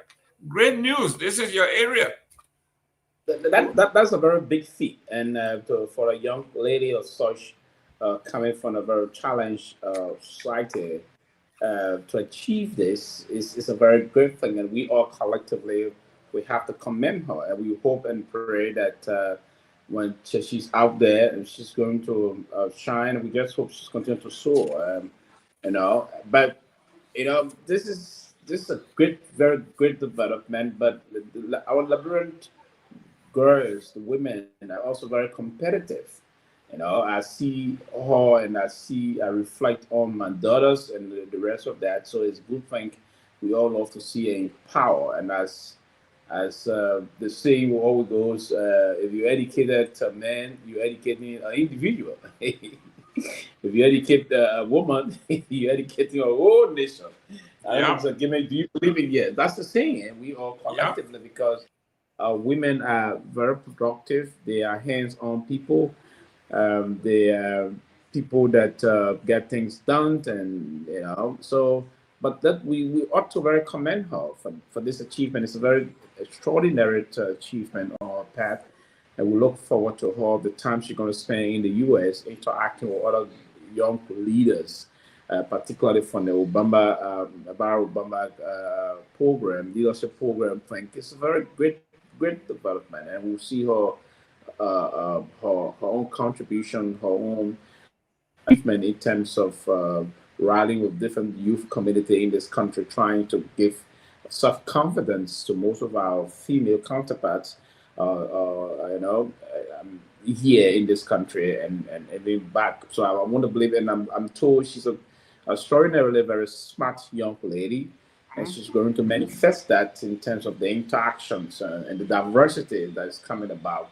I'm particularly very convinced that she will do much more to elevate Liberia to a level that is very important, and she's going to do those things, and we hope to see her after this mission in the U.S. She will come back in this country and also extend and that to other less privileged females that are looking got some challenge in terms of being competitive. Should be that springboard for them to be motivated and giving them the strength. But yes, I heard about this story and I was really moved about it. And we want to congratulate her parents for being there for her and the rest of the everybody that supported her. But it's good because I know that she would make a lot of push while she's out there for the time she's going to be out. And when she's back, she also contribute to that. And we encourage most of them, most of those young female leaders to now begin the process, mustering the courage to get into politics. Remember, we don't have a lot of females actively participating in politics from the angle of legislative politics. We encourage most of them so she can use this leadership ability, her ability as a leader, young leader, to inspire most of her colleagues. Because we've been pushing in legislating laws to get women more seats. That should not be the case for us. I would think that would be the best way to do, but we should encourage them to be more competitive in that they will contribute towards the country moving forward. But there is a very, her achievement is all of us achievement. We're going to celebrate her. We're going to be happy for her family. We're going to ensure that she come back and begin to spread the good news and encourage, be the source for which other less privileged girls, girls that are not competitive, they will get motivated to go on to those things and continuously moving the country forward. So I think that is a very good news for our country. And I think we all should be pushing this beyond the lineup. I hope that before this, we can have some time to invite on the platform if it's possible. Mm-hmm. So that you can... I was just about to say while you were there, for those of you, and you know, in America, they say, if you have character, you should look the part. You should dress the part. When I look at you as a diplomat, I should tell, look at this girl. Look at this young lady. And you see, okay? and that's, yes, you know, and that's another means of, you know, as one of, who was the diplomatic person, that's a way of diplomat posting, a female diplomat post, right? That we the men, yes, you know, so, you know, I was, you know, and that's the case. That's the case. If you were out there and you know this young lady, her name is Alphia, Alphia, Fifth Kamukai. If you know her, tell her we're looking forward to speaking with her. And we want to congratulate her. We want to encourage her to do more. We want her to mentor more girls. Whatever we can do to partner with her, we would like to do. Her name is Fifth Kamukai. This is a great news. And for those of you who have not read or know much about the Obama thing, the Obama Foundation is a leadership program that is designed to inspire, empower, and connect emerging leaders from Africa, Asia, Pacific, Europe, and the United States to change their respective communities and the world to learn more. And if you do want to follow them, you can go to www.obama.org/leaders. And if you want to do more and learn more about Alphia, which I'm going to do when the show is over, visit www.alphiaofafrica.com, alphiaofafrica.com. I wish it was Alphia of Liberia, but we're okay with that. alphiaofafrica.com. I'm going to, when you have time, Honorable, you can check that out. I'll check it out myself and reach out to her. We are very proud of you, what you have done. Hopefully you will come back and mentor a lot of other young women. I look at this, and when you look at, my daughter was in New York last week, touring a different law school, Columbia Law. They went all over the place. There were 15 girls. And when I look at this young lady, it pains me that we have millions, maybe hundreds of thousands of these girls, and we just don't have the opportunity to profile most of them because life is just difficult. Life is so difficult for these girls, to the point that those who are supposed to help them, that they consider uncles and mentors, taking advantage of them because life is hard. Yes. Some of them get damaged in the process. They have children in the process. And when they are abandoned, instead of themselves now, they got children to take care of, a child to take care of in a hard country for one. Just imagine adding a child. And their dreams become deferred and eventually die with them. We don't want that to happen. So, Madam Kemokai, we are rooting for you. We're cheering for you. We will try to get in touch with you so we can become part of your success. On this one, it says, the Liberian Land Authority boss issued illegal deed mining, naming 2 owners to 1 plot in violation of the moratorium and other breaches. This is important, guys. If you were born in Liberia and you have encountered this land issue before, and then those that are entrusted and empowered to alleviate the problem are becoming the problem maker themselves. It says here, LLA Chairman Samuel K. Bakio. The Liberian investigators review of the controversial land deed issue by the Liberian Land Authority Chairman to the Grand Jury Local Government Reserve Farmland shows it was clandestinely assigned to 2 different owners at once. The July 8, 2025 development grant deed, personally signed by the chairman, Mr. Bakio, designates the Grand Jury Local Government Reserve Farmland as the recipient of 931.4 acres of forest land in the Baja Administrative District. However, within the same document, in the covenant clause that establishes ownership, Bakio states that he has good right and lawful authority to convey the aforesaid premises to said More Agro Incorporated or its successor in business. Legal analysts who helped the Liberian investigator examine the document describe the contradiction as fatal, fraudulent, and impossible under Liberian law. A deed cannot name 2 different grantees. Once it does, they explain, it becomes voidable and raises immediate concern. The deed lies at the center of this land scandal involving a controversial 500-acre agreement with a Burkinabe national, rising security tension in the forest border region, a presidential moratorium on public land that appeared to have been deliberately defied, and what experts now say was an unlawful attempt by the chairman to revoke a probated deed, something only court can legally do. Chief, this is what happened, but let's go to the editorial here on this.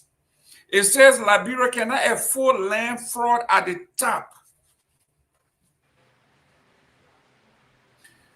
Liberia land sector has once again fallen into crisis of confidence, this time not caused by petty actors or local scammers, but by the very official entrusted to protect the nation's most sensitive and conflict-prone assets.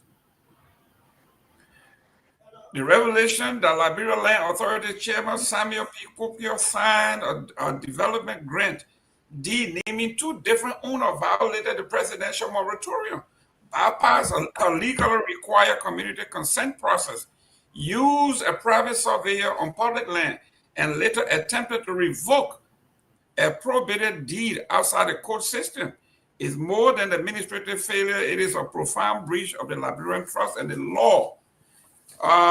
Chief, this is what the big people in Liberia do. One man let me welcome the chief. Chief Tomalin George. It looks like your eye is infected. What's going on? Yeah, I'm not well. My eyes been hurting me, man. I'm not well at all. So big boss, good to see you, man. Good to see everyone. And you should have worn your glasses, man. So the light. Yeah, my eyes been hurting me. Yeah, but welcome to the show. It's good to see you. Yeah, good to see everybody, man. Happy to see you guys, and just let me make my way tonight to join the show. But I just want to make sure that but I'm happy to see you guys. I'm happy. Thank you, Mr. Gayman, for holding the turf. I just came from the Senate chambers while watching the live testimony of the Interministerial Committee on the concession and the mineral issue concerning Oranto and Total. Right. And I left from there very disappointed that those who show up, the Justice Ministry, NOCA, Lands and Mines, the regulatory agency, they seem not prepared. I gave credit to Senators McGill and Senator DeLong. They were very, very very strong in their questioning, and I think Chairman Snow he decided to reschedule that hearing because it was bad. They came unprepared. Honestly, I was disappointed from their presentation, but hopefully they will get to prepare themselves next time and come well prepared. But that's the situation. But I'm happy to be on the closing argument, man. I'm happy. I see the diplomat, the guy who is trending all over the place. Sylvester Pewee. People were telling me today Sylvester Pewee was very strong. He's trending. The man name is trending all over the place. Oh yeah. Parliament just now and Parliament and they were talking about him again. So Pewee making news around here though. The diplomat. I saw the diplomat. Mr. Gayman, thank you. Yes. Man, thank you so much for holding the turf. We appreciate so much. Listen, man, this is why it's a teamwork, right? We are all members of the team. The team cannot be successful until all links can be willing to do this. And you guys have done it. You deserve some rest. You deserve some time off to take care of your family. And on behalf of the team here, we want to extend our sympathy to you for losing a dear family member. It was good, those pictures, when I saw those pictures, I showed it to my girls that Honorable Pewee and Peabody were able to represent us to the funeral and the burial. It means a whole lot when you are in distress to have friends around. That's what friends are for. So we extend our sympathy to you and the family. Thank you, Mr. Gayman. I appreciate it. And yes, we laid my mother's brother to rest on Saturday, and Pewee and Peabody was there with me to give me support. I appreciate them so much, and I'm happy that they were there, so. Well, thank you so much. I appreciate the kind words. Thank you. Yeah, Pewee. This is why most of the folks, man, when we go home, people are afraid because what's happened to our brother? Look, maybe it's a simple allergy to something, affecting his eye. And this is why we talk about our medical system, our health system. I know wherever he is, his girls are worried. Same thing with me or you. When you go in, people are saying, you know, worry, man. Be good. Yeah, well, you know, but this is what we are talking about. You are in a country where you don't have to worry about healthcare. That's just minor stuff. But yes, but Pewee, thank you very much for showing support to the big boss over there in the time of bereavement. Yeah, absolutely. We will. I mean, that's the, as you said, that's what friends are for, and we will continue. The brother will continue to move forward and other things. But quickly before I move on, let me just, you know, while on this, I just received a call from my little daughter. Very excited. You know, she went to do her. While I was there recently, I was taking her on a driving. She was having her driving permit to get her something. The first hit, so I've arranged for her to do her test today, the 20th in Delaware City. And then she moved in. The first hit, she passed her driving test and did a parallel thing. So she got her driving lesson. So she's officially lesson as a child. So she's very excited about it. She got, you know, so now some of our girls will try 1-2 times, will fail, but she went on the first hit. Oh, man. That girl, she didn't eat toboggan growing up. She it's serious. She was drinking milk. She had all of those. She has to really go in the fight. What's her name? She's my lovely Pewee. Yes, so Miss Pewee, we are very proud of you. This is a family show. We like to see the girl do well. Officially, a lesson down now, so she can. So I don't need to be in the vehicle with her now when she drive through all those things. But again, I know it's part of it, and she's excited. So I just wanted to share her excitement and all those things. But more or less, I think. Listen, this society, and somebody was saying, sometimes I don't know to discuss it, but sometimes we can't help ourselves in a lot of things.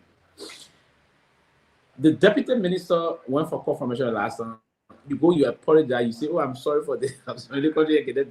Somebody tell me, we don't have to waste our time on this kind of discussion. But Mr. Gayman, as you said, but the country, we need a lot of things to put together to move the country forward. Other than that, we're going to be in this for a very long time. Very long time. I'm afraid we're going to be there for a long time. And we ought to do things to improve this country on a serious note. Yeah. But, we are... this is a family platform, and we are celebrating women.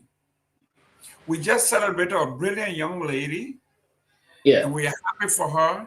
And then right after that, great news came in for your daughter. These are people that we expect will move forward. The burden of leadership and ethics will be upon their shoulders. But we have to discuss this a little bit, get your opinion on here, because I was able to put Dr. Peabody on the spot because he and Tomalin were pushing and praying for Fanta to be confirmed. She's qualified. She will do an excellent job.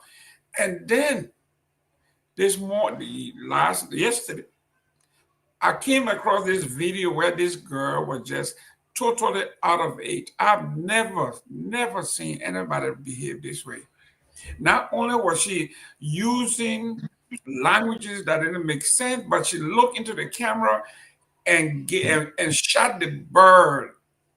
Basically, I mean, you name it, and then using words that I just cannot repeat, that I couldn't believe. It's just what we do when we come to the United States and we become so I guess superior, so everybody else is beneath us. We can say, we can denigrate anybody, we can do anything we want to do, and say, "Le Frangon, I did that because of the power vested in me." I can tell you, I mean, what is wrong with us? It's just quite unfortunate, and very unfortunate. And again, sometimes we all are somehow connected. Sometimes we love to look at people and we don't want to go the route they want to go. But to even come in some of the nonsense she said on that video, to even come and say her uncle Cabinet Johnny, the law professor, Uncle Cabinet Johnny, is giving someone grade for sex. for that thing she's talk about. So maybe her uncle Cabinet Janet, there's reason why they impeach him. Because if by the parity of her reasoning, by the parity of her reasoning, he's a bad good. I know that is not true, but she's even putting him under the bus. To say that Cabinet Janet can give grace to people to do those things to them, that means he ought not to be even in the law school. Right? To use your uncle Cabinet Janet that he been involved into these things, I don't think so. But you coming out to prove that your uncle told you he's giving grace to people for this, for impropriety. That may, if it is true, I know, and again, let me say this on the record. I know very well for the record, and I've spoken to other people that went to the law school, that Mariah Yokula is a very smart Liberian woman. She's a smart woman. She's a smart woman. I don't want to call her girl, right? I want to give her respect to her. She's a very smart counselor. She went to the law school and she met the standard of the law school to come and insinuate, because you went after Mariah and she did the same. Now, if you don't have the room, that you have to come and push, you got the grace and other things. Mariah passed for the bar test and she did well in the bar test. She went through all of those things. She went to the law school. If Cabinet John is coming and tell you because you are niece to him, and he said that, I mean, so they should open the bar. I don't want us to do this thing, but just try to tell us where we held it. And after you just apologize, after you're warned, you apologize. And you say, only Boaka can tell you, you're going to listen, Mana, let me say this to you. You have only the next 3-4 more years left in this government. And I know you go back to wherever you came from, but you still going to have Liberians that you're going to interact with. We need to be very respectful and decorous in terms of our disposition, our interaction with other Liberian citizens. Your performance the last time you went for your first confirmation, it was very dismal. You dismally performed. And to do that, you even apologize. You lie. You are a pathological liar. You lie. On an oath. You lie on an oath. That is tantamount to perjury. If you lie on an oath and you apologize, you come back, you double down. We cannot live in this kind of a world this way. And if you even link or close with the president, or your uncle is Cabinet Johnny and he said that to you, and I believe, or even use his name as a professional, I hope Cabinet Johnny will come on the air and clear this thing. He doesn't clear it. So people, I know it didn't happen to Mariah, but it's possible that some of the things he's engaged with is according to his niece, if she indeed is the niece. Right? You see, and that's the kind of a disinformation they try to perpetrate to ensure that they are close to certain people and they far from the reality. To knew the man name, that man's a very Liberian lawyer. Unfortunately, some of it would never happen when he was impeached. But if you matching that with his character, then I would be inclined to believe that what they did during the impeachment proceedings, the guys were absolutely correct. And of course, if it is true that he got involved into this, but we know that Mariah's own role she played there. Mariah is a political person. We engage into politics. You hit on Mariah, she hits you. And Mariah punches, she hit you, it was justified. You lied. You lied. And so if they confirm you, now look, they have to even create another confirmation to just have you confirmed. Out of sympathy. You're not confirmed because you are competent or qualified for the job. Your confirmation proceedings, you prove to be very incompetent. You didn't understand your basic job prescription, basically. You don't know what government is. You don't know what the function of that.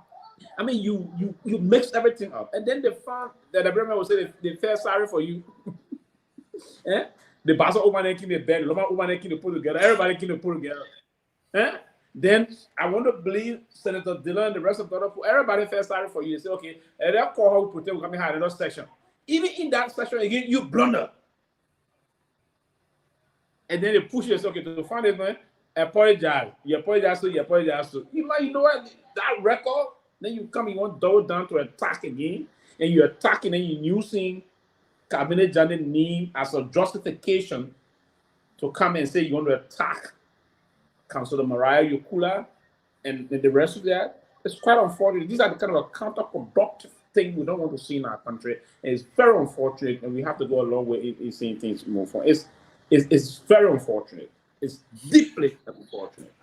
Yep. Our chief, let me welcome Seleke here. But Chief, something that disturbed me in this whole thing is when she said, you know what makes Mandingo people different? Our parents can get married before they have us. They don't fornicate. No abortion. No nothing. This few days ago, we were here when people were targeting people because they were Mandingos. And we vehemently condemned the folks who were doing such a thing by following the police and stoning, throwing rock at the Mandingo, even though they were in the wrong. The Mandingos were in the wrong, or these people were in the wrong. And we said these people were criminals, and they just happened to be Mandingos, but we shouldn't target them because they were Mandingo. While we are trying to put this flame out, here comes a woman who is insulting the whole Republic of Liberia. You know what makes Mandingo people different? Our parents can get married before they have us. They don't fornicate. No abortion. No nothing. Chief, this woman is a loose cannon. Not only is she incompetent, and she has some good people like you all behind her, but look what she has become. Between she and the Fangon that said, I said nobody, this Abraham Myean will not come on this platform because I said so by the power vested in me, and I stopped it. Tomalin, this is terrible. You know, let me say this. In fact, as I come to the show, me and Maria been texting, right? Me and Maria been texting, and I was clear. Let me say this.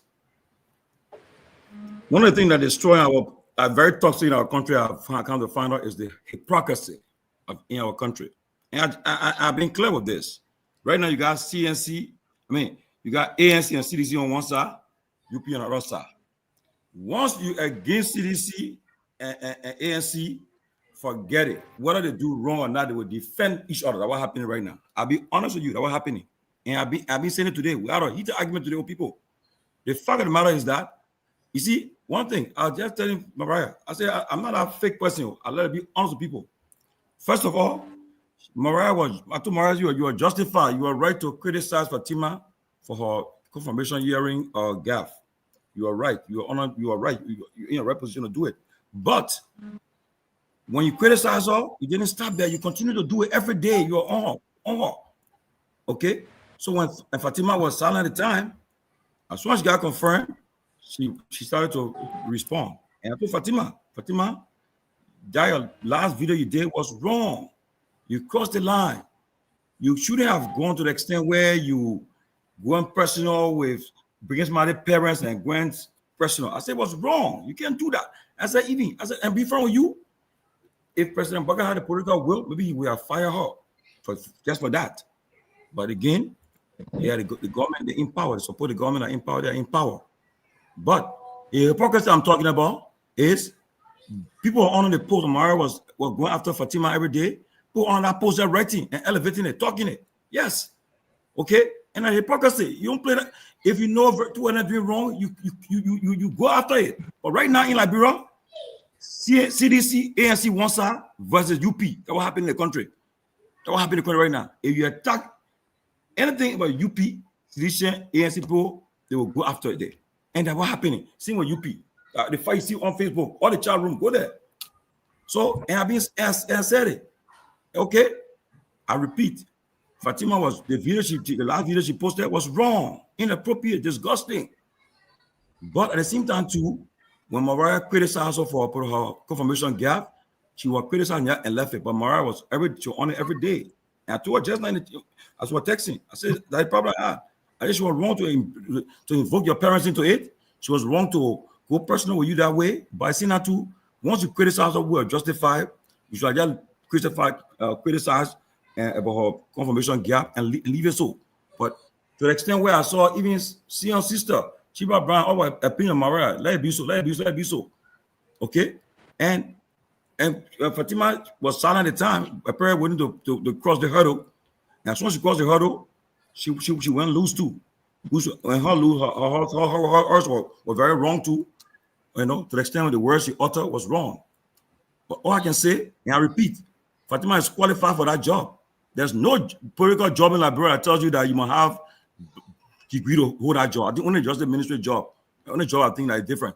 So once they appoint you, you know how to say you got to have a degree to do that job. No, political appointed job in Liberia, it doesn't call for having this degree or do it. No. Okay, that one of the things people don't understand. She's qualified for that job. Okay, she qualified for that job. So, but once you're against Fatima, you're against UP because she's opposed UP. You criticize her, and that's what happening. And that's what I see happening. No, quick. Let me and that's what happened. I mean, let me on the floor. Let him land so we can go after him. Everybody say that Fatima is not qualified for that job is wrong. She qualified for the job. She can do the job. It left for her now to go and perform. Pull it. It's up to her now. But to say she's not qualified, no. Okay? And besides that, honestly, I would get on to that. I told you, I said, but our politics there though, because when you, and look, that's the ruling party, they in power. And so the question is, so those CDC senators who were involved too, other senators there, ANC senator, why did they didn't reject her? Why did they didn't vote against her? Why did they didn't vote against her? The parliamentary majority should reject her. So hypocrisy, we should stop it. We should stop it. And right now, the people calling for tailing because the two parties are already engaged in. So I would say this. I don't care what people say. Everybody got their own position.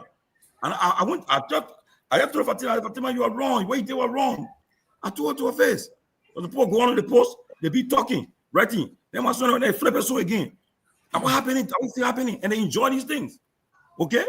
Look, they imagine Prophet Key, they can get 3,000 votes. Likes on the poll when they post on the Facebook. Who doing it? The same people that are talking today, they won't doing it. People, if you watch it, if just now one of them appear on the show just now, the number will go up to more than 3,000-4,000. That's the kind of society we have today. Okay? It depends what side you're on. That's what's happening. That's what I observe in this country. Seriously. That's what I observe. Depending on which side you're on. And Jenna start pressing UP Jenna, all you people will come and start saying, yeah, Judge, you're right, talking the right thing. But start pressing citizens now, they see what happening. That's what happened in the country. Okay? And I say, you condemn, but don't play hypocrisy. When somebody do wrong, call them out. Don't wait that thing the other hand and then you start saying you're taking side. No. And I repeat, Fatima was wrong. What she did, our video she posted was wrong. And I told her you were wrong. President Boga had a political way, he could fire you right away on the spot. Okay? But to come and just say, to take one side, no. And probably I got. So, and my position, I got my own position, I stand with it. I repeat, she qualified for the job. She qualified for the job based on person I know her, the education background, everything she got, and experience, she can do the job. It left for her now to go and either perform well or fail. Pewee, you wanted to retort? Yes, I just thought to say, I agree with my dear brother on Sahib. I agree. That's his mindset. He believed this and other thing. But I expect the way she went through the first round of the confirmation, the second round, I believe, with whatsoever credentials she may have presented to them, she's very incompetent for this job. That's my mindset. She exhibited it during the second phase of the confirmation. She exhibited it during the first phase and the second, from both phases, if you will. But the Liberian Senate to recall you, for her to be recalled, for further confirmation to this was just a means that they were trying to, fix something. They're trying to put some list play on the market, or the baboon. So they said the baboon is very awkward, but that makes some rare list play and put it there to make the baboon fast small and get past the baboon. That's what I'm for there. if you went for confirmation, and there are two things, and that's why I say I agree with Tomalin on this position on this matter. But respectfully, I would believe that this confirmation was never necessary. It's one of those that we believe time to time that the Liberian Senate, the Liberian Senate are always acted on the issue about the on the connection area, the on the connection area. We have to now allow some time to believe and allow, because Article 54 of the Constitution is very clear. The president will appoint in keeping with the Senate confirming. And that is the constitutional provision that the country, the Magna Carta of our republic, solely gave to the upper house. Now, for Mariah going after her, Mariah went after her as per the issue. It was on the business of performance. If you are a public actor, you are up there to be scrutinized by the people of this country. She's going for a public job. If you want to take on a public job, the citizenry of this country will try to evaluate you. It was on the basis of Mariah's own critique of her performance. Now, you cannot go quickly and say, I got master's degree with them. You know the rest of that. You live in Africa for a very long time and manner in this era. That was a lie. And Mariah went after her for that. Now, I would have it's just unfortunate. She's confirmed. That's the country we find ourselves. But for her to even move now, and the post she did last night, using those things, saying these things about the traditional role of this, for me, I hate discussing tribal politics. I don't like to do it because I understand the severity and the danger and the delicate nature of those things. So I love to be very balanced, extract the balance, remove sentiments from the tribal basis and other things. And she doing that, she thought of doing more damage here. My advice to her is, hey, keep quiet. Go and get your job done. You are the president's daughter. You're close to the president's wife.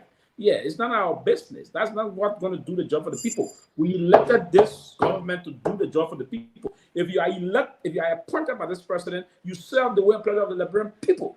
You don't kind of brag up here and say that you're doing anything, so nothing. Go and perform the job. Don't attack other people. And you're using cabinet judging name that he told you he's sleeping with other people to get him great. Something that's kind of thing you're going to be saying. Is it serious? And I'm looking forward. I will get cabinet judging up to tomorrow. By Monday, he doesn't come out. We'll call on people to do some judicial review. You need to come and clear this. Cabinet don't have to come and clear this. It's wrong. So that what he's been doing around here, as per his niece own statement, she doesn't know. And that's one of the reasons a competent person will do the kind of thing. Reasonable person will never do that. It's very unfortunate. And trust me, cabinet don't have to come and make some clarification. I know my brother Kamara will call him man to tell him, you got to make some clarification. And you have to do that. You have to, or that we all believe that that's the kind of thing he's doing what he needs setting. They say if the catfish come from underneath the water and say Mr. Gayman got this and whatsoever, you have to listen to that. So she's not a catfish from the water. She says she's the niece of this impeached associate justice, right? So it means she tried to complicate a lot of things for him, and he will have to come out and clear this air. Other than that, they're going to embarrass him. Thank you. You can go ahead, Seleke. Welcome. Yeah, Seleke, welcome to the show. A great Sylvester. Yeah. You're trying to implicate cabinet. Where cabinet? That means listen, now, Seleke. No, Seleke, I wouldn't allow you to do that. Don't do that. We just read it. Why you accusing the man of implicating cabinet? I'm reading the script to you, and he's saying the man. What is this? Seleke, I come in. How am I implicating? How am I trying to hit niece? I come in. Seleke, 1 second. Hit niece. If your niece can't tell me, I come in. If your niece, if your niece can't tell me, say, I come in. Your niece can't tell me, say, Uncle Pewee, I'm an Uncle Seleke that I buy mail. You can always do some buy your niece. What you want me to do? Cabinet now, Uncle. She's a VA or Bani or whatsoever. Cabinet of Mani woman. Cabinet from Cabinet from Muba Kante. And she from Pomi or Kema. She from our Western brother. They're from Masa. They're from Masa. Listen, Seleke. You see, when you come out here, people expect a lot from you. Let me read what she said. She said, "You know what makes no, you're not making. I want you to start right because she said here, you know what makes Mandingo people different. Our parents can get married. First of all, where you get a read this script from? Because a video she did now, eh? She made a live video. What where you get a script from? Okay, so listen. Did she still like the video? Of course, but the way you reading that from paper, like they say like almost posting reading. But I'm told her mother is Mandingo, so she was referencing that. So you say Obadiah Johnson from the front page Africa is lying that he has it in quotation mark here. It's in quotation mark. The journalists let me get what they're doing, like, bro, to be elevated in kind of nonsense. See, these are some of the things that some of us we hate. That the reason I'm saying that is you know that this lady blunder. Okay, not only did she blunder, but she put tribalism, she put everything into it, insulting this girl, Maria, graduated from Loyola Marymount in Catholic University, one of the top in the country, in California. And then somebody who didn't graduate from school, now her graduation, her credentials are in question because she lied. What? You say she graduated from school, Mr. Gayman? Don't say that. They're graduating from Seton University. Stop it. Listen, that's what she said. That's what she said. Tomalin, she said she graduated from Seton and King College with a degree, and the folks said it's a fact. She graduated from Seton University, Mr. Gayman. Tomalin, if you lie in one, as somebody you lie in all. And she admitted that she did wrong. But it says she lied on her credentials. She admitted she lied. So everything else she said on there is questionable to me. Go ahead, Seleke. Yeah, good to be on the show. You know, first of all, I don't know, but I've been following the both Fatima and Mariah, and I want to respectfully disagree with Brother Tomalin. I understand where you come from. There are, you know, Liberians. You know I come from. I come from nowhere. No. Yeah, I listen to you. The man come from fire. You on a Palestinian approach. So I expect you to go again. No, you see, it's not a Palestinian approach. I'll be honest with you guys. It's all politics. It's all politics. But go ahead.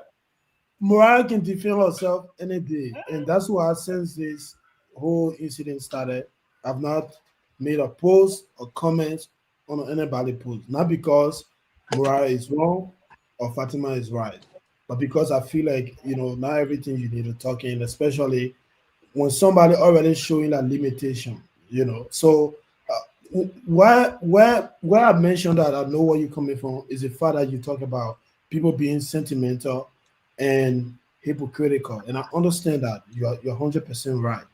But here is a difference, though.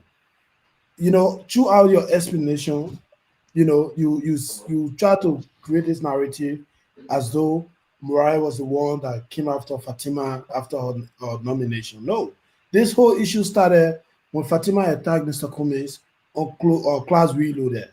You know, and Mariah went on spoon and say, Fatima, you're a government appointee. You should retract your statement, or else you go to court to prove where you saw Mr. Cummings drinking. You know. And the next day she went in her car and started attacking Mariah's parents. This is the genesis of this whole thing, Brother Tomalin. You know, and Mariah never responded to her for 2 weeks. And that's how she went for that confirmation. She lied about her credentials. You know, she could not even define government. You know, she ended up twisting it to democracy, replacing democracy definition to government.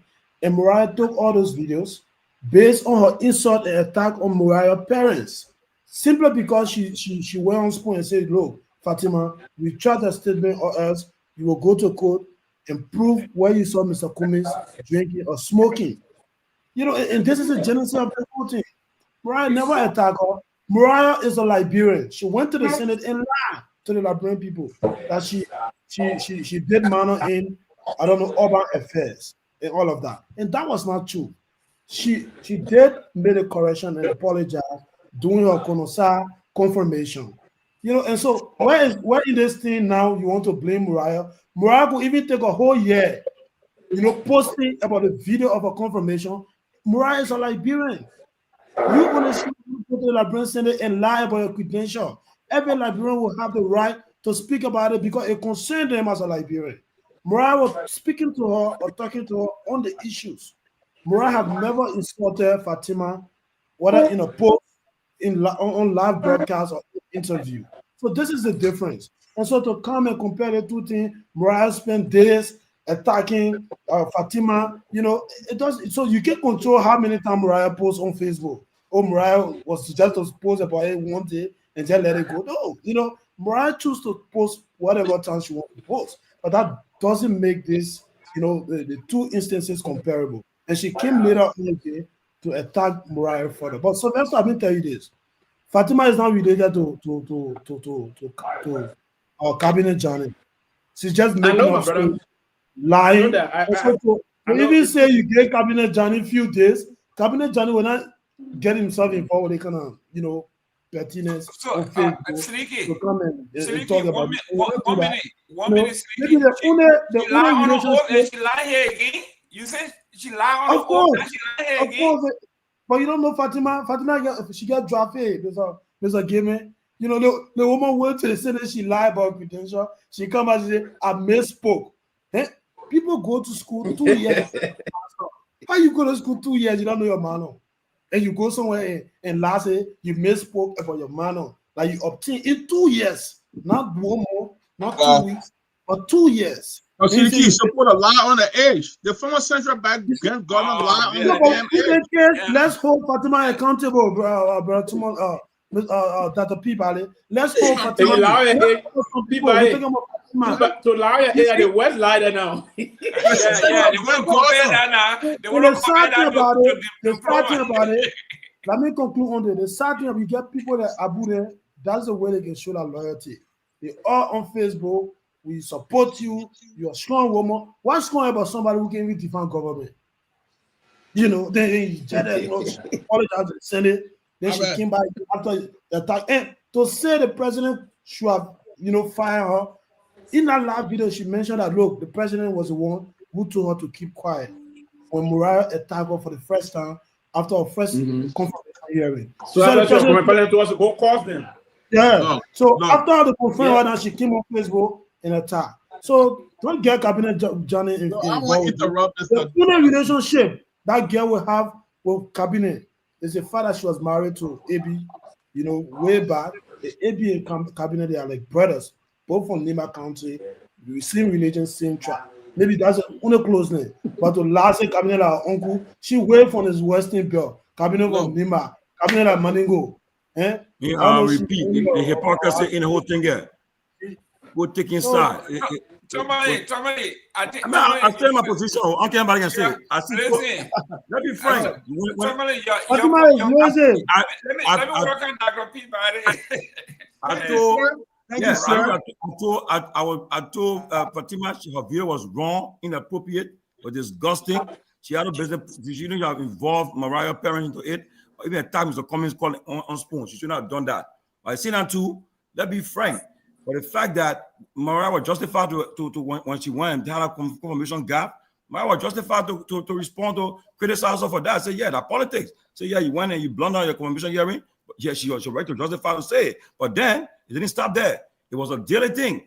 And she was at the time she was silent. As soon as she got confirmed to, she had to respond. Her response was wrong. But I see now too, people come and start saying, look, I repeat it. I will say it for the short time I've been in Liberia the last 2 weeks, the fact matter is that if you support CDC and ANC, you against UP, anything that happens, you won't be objective. Majority won't be objective. They will support it. A problem. If on other way, people will be defending the same way. That was happening in the country. And wrong. Look, the hypocrisy is too much. You go on a post. I'll be reading the comments and I see people writing comments. They will go and push it up. Like for instance, when the issue happened with I think another issue happened. People are going and elevating that person. I think when issue happened with Tanji then too, and depending on whose side you're on, that happened in our politics. It's wrong. Hypocrisy is too much or too fake. That problem I got. Don't when somebody does wrong, you confront them and call them out, but Don't elevate because they're on your side. No. Judge, if you feel that, okay.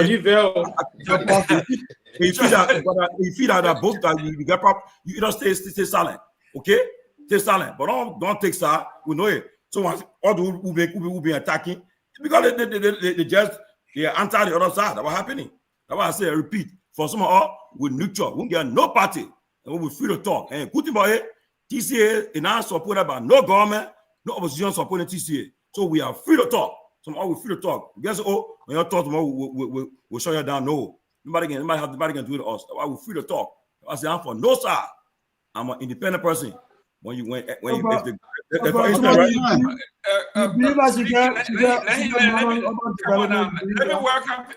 Dr. Peabody. Dr. Peabody, welcome. Robert, welcome. Go ahead, Dr. Peabody. On Monday, let me say this. Okay, I said it clear. I said, President Burger, it's about time you break your silence on that FOIA issue because all your officials have given misinformation. So it's about time you break your silence on it. You can't keep on being silent. Break your silence on it. And how you be? Don't. But look, right now it's all partisan right now. It depends whose side you're on. If you oppose the government, trust me, you're not even a Dura, you're not getting one kudos. So it's what happening right now in the politics I see in the country.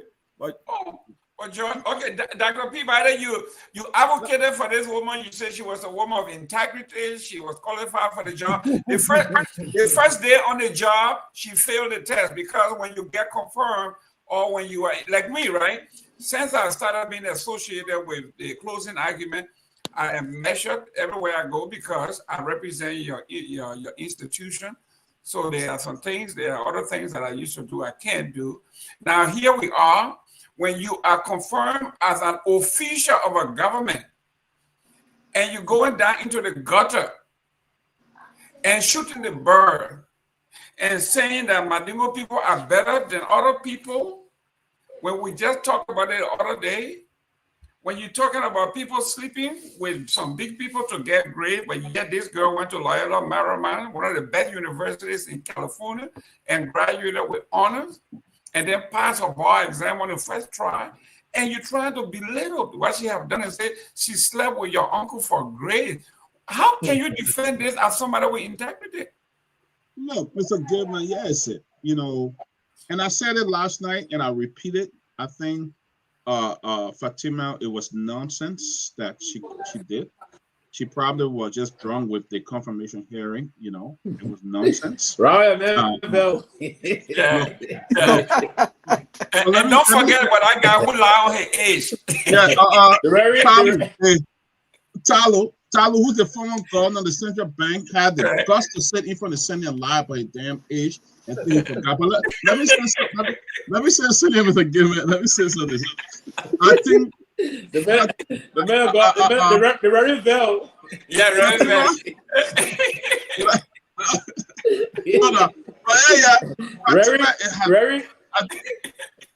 What's up, Una go is go. That's right. Let's see. The thing is, you are now a government official.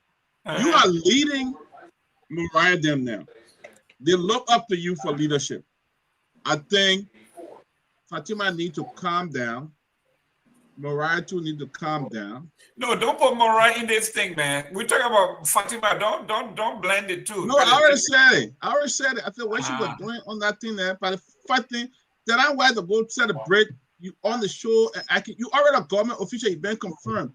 Are you going on Facebook talking, trying to bring the Madingo put this? Oh, you slept with somebody for grade. I mean, we all know. I was here when Mariah graduated.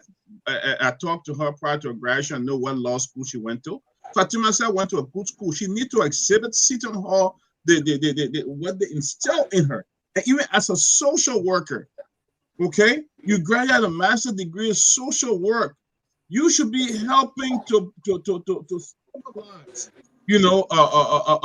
people, people live and children and other people like families and all of that. Reaching out to family. You can be a social worker. And you up there, you on Facebook, you doing this. That's not the code of conduct of a professional social worker. It's not a code of conduct. But on the other hand, Mariah have been sending some jab. We should totally Mariah need to back up. Mariah's a very smart girl. Mariah can provoke you to the point. She'll provoke you to the point that you know, all the jive, they are all young ladies. So what I expect them to do now, I expect Mariah, I expect Fatima, let that come together and have a chit chat. Look, this will happen. Let's forget it and let's move on. Y'all can learn from each other. They can learn from each other. You know, I mean, Fatima, don't get me wrong. She's a smart lady. I seen some of the work she's done in New Jersey, helping families and children and all of that. I see some of the work she's done. But don't be carried away by that unity party thing. The same way CDC were empowered, they were going boom, boom, boom, boom. At the end of the day, they got confused and they didn't even follow their own election result, and the people can't beat them. So the thing is, don't follow that unity party thing. It's just 6 years. The next 6 years come, you don't want to be, people be calling you by name and stuff. People that see government job as if it will be their lifetime job and they'll be on it forever. It's not like that. In the next 6 years or 4 years, somebody else will come and take over. Try to be your brother's friendly, your brother's keeper. Try to make friends with everybody. Try to disagree. I mean, agree and disagree with everybody.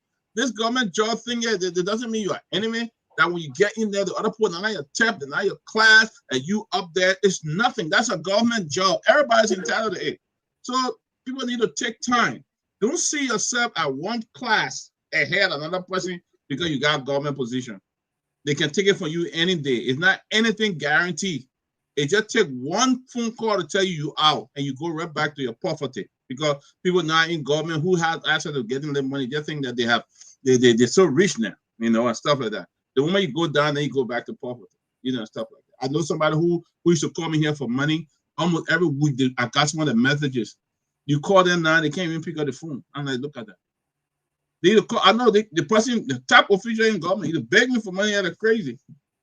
I want Liberia just a courtesy call and send a message. You ready? They didn't respond. They see how bad. That's why I don't like to even greet people when I go in that country because the thing and stuff like that. Because you got a job now, but when you're broke, working, you calling every day.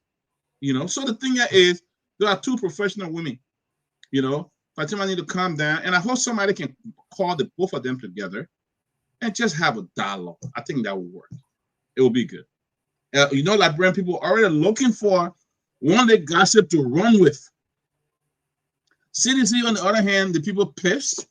UP, on the other hand, trying to do this. So the thing is, let somebody bring them together. Let them sit down. Put Mariah and Fatima in a room and let them have a dialogue. I think that shows maturity. Thank you, sir. Well, Dr. Peabody, you as wrong can be. Let me go to Robert Garguah. Robert Garguah, you are muted. You are muted. I know you coming there, President Trump. Blaze it. You are muted. Robert, you talking? Robert, the NSA block you. You know, but I mean, put it with a given. I'll put you in charge of that to call that dialogue and talk to the family. Go ahead, Robert, go ahead. Listen, where is Tomalin? Is Tomalin still in Liberia or is he back in the States? He's the Joseph Walker house. No, he probably going to bed now to sleep, not catching you. Going to bed. Oh wow! Yeah, I needed him to come back on because he's listening. Just kidding. I agree with him that there are lots of hypocrisy going on, right? I agree, but I think that we need to call a spade. There's no comparison here with what Mariah has done as opposed to what Fatima has exhibited. Let's be honest. You can't compare what Mariah has done to what we've seen from Fatima. Fatima has exhibited lack of discipline. Her actions have been despicable, right? It has shown, lack of maturity. This is a woman, in my opinion, and I could be wrong. In my opinion, at the level that, people always talk about intelligence, right? But intelligence does not tell the full story of who you are. Intelligence does not tell us what kind of character you are, what who are you as a person, right? Your principles, what do you stand for? Now, we're all human beings and we all get mad, right? But when we are tested, especially people who hold public offices, when you are at a certain space in life, certain position in life, I don't care how many degrees you have, how many master's degrees you have, I don't care how intelligent you are. If you lack measure, if you lack discipline, if you lack emotional intelligence, if you don't know how to control, if you are not thinking before you speak, you're not going to survive. You're not going to survive. And these things are not always taught in the classroom. They're not. As we get older, it becomes part of who we are. Beyond that, it also tells us, how we were raised. Listen, Fatima has been throwing multiple shots. There's nothing wrong with fierce political disagreements. There's nothing wrong with that. And Mariah has proved that she can handle fierce, strong political disagreements. But when you start crossing certain lines because you've ran out of ideas, then I think it's something that we should all speak up against. Fatima's attack on Mariah were not issues related. Mariah's attack on Fatima have always been issue related.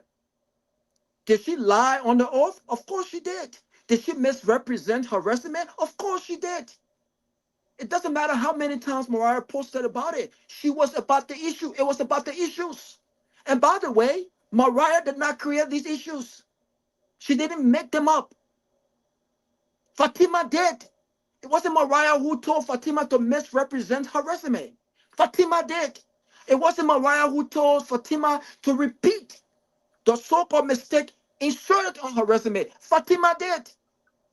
So there's nothing wrong politically about Mariah responding to Fatima misrepresentation when it comes to her resume. If you have integrity, then you should be true to who you are. Your resume should reflect your academic and your practical experience in life. You should be able to tell the story written on your resume as if you say your ABC.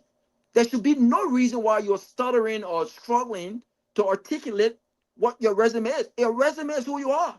If I've worked in this industry and I work in this position and I work in that position, I should be able to articulate my experiences in as my resume. If I went to this school, how difficult it is to know where you graduated in. Mariah did not create none of these.